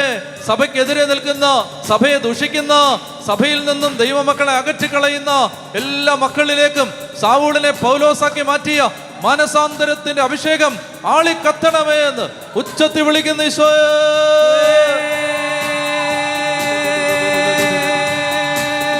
വലിയൊരു അഗ്നിക്ക് വേണ്ടി ആഗ്രഹിച്ച് പ്രാർത്ഥിക്കുക, വലിയൊരു അഭിഷേകത്തിന് വേണ്ടി ആഗ്രഹിച്ച് പ്രാർത്ഥിക്കുക. കർത്താവേ, ആത്മാവിന്റെ അഗ്നി ജീവിതങ്ങളിൽ ഇറങ്ങി വരാൻ ഞങ്ങൾ ആഗ്രഹിച്ച് പ്രാർത്ഥിക്കുകയാണ് കർത്താവേ. സീനായി മലയിൽ അവിടുത്തെ അഭിഷേകത്തിന്റെ തീ ഇറങ്ങി വന്നതുപോലെ, സോളമൻ പ്രാർത്ഥിച്ചപ്പോൾ ദേവാലയത്തിൽ അങ്ങയുടെ അഗ്നി ഇറങ്ങി വന്നതുപോലെ, തേജസ്സിന്റെ മഹത്വത്തിന്റെ കൂടാരത്തിൽ നിന്റെ ശക്തി ഇറങ്ങി വ്യാപരിച്ചതുപോലെ കർത്താവേ, ഈ സമയത്ത് ഞങ്ങൾ പ്രാർത്ഥിക്കുന്നു, സഭയെ നിന്റെ അഭിഷേകത്തിന്റെ തീ കൊണ്ട് പൊതിയണമേ കർത്താവേ. തിരുസഭയ്ക്ക് ആദിമ സഭയ്ക്കുണ്ടായിരുന്ന വിശ്വാസം തരണമേ കർത്താവേ. തിരുസഭയിൽ ആദിമ സഭയ്ക്കുണ്ടായിരുന്ന തീഷ്ണത തരണമേ കർത്താവേ. വിശ്വാസത്തിൽ വെള്ളം ചേർക്കാതിരിക്കാൻ ഒരു അഭിഷേകം ഞങ്ങൾക്ക് ഈ നാളുകളിൽ തരണമേ കർത്താവേ. ഉച്ചത്തിൽ വിളിക്കുന്ന ഈശോയേ,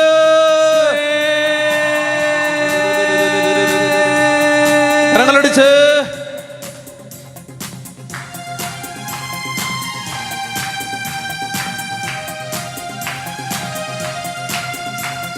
തീ പോലെ ഇറങ്ങണമേ, അഗ്നി നാവായി പതിയണമേ, കൊടുങ്കാറ്റായി വീശണമേ, ആത്മനദിയായി ഒഴുകണമേ. തീ പോലെ ഇറങ്ങണമേ, അഗ്നി നാവായി പതിയണമേ, കൊടുങ്കാറ്റായി വീശണമേ, ആത്മനദിയായി ഒഴുകണമേ. തീ പോലെ ഇറങ്ങണമേ, അഗ്നി നാവായി പതിയണമേ, കൊടുങ്കാറ്റായി വീശണമേ, ആത്മനദിയായി ഒഴുകണമേ. കരങ്ങൾ ഉയർത്തി ശക്തിയോടെ സ്തുതിക്കട്ടെ. ഹല്ലേലൂയ ഹല്ലേലൂയ ഹല്ലേലൂയ ഹല്ലേലൂയ ഹല്ലേലൂയ ഹല്ലേലൂയ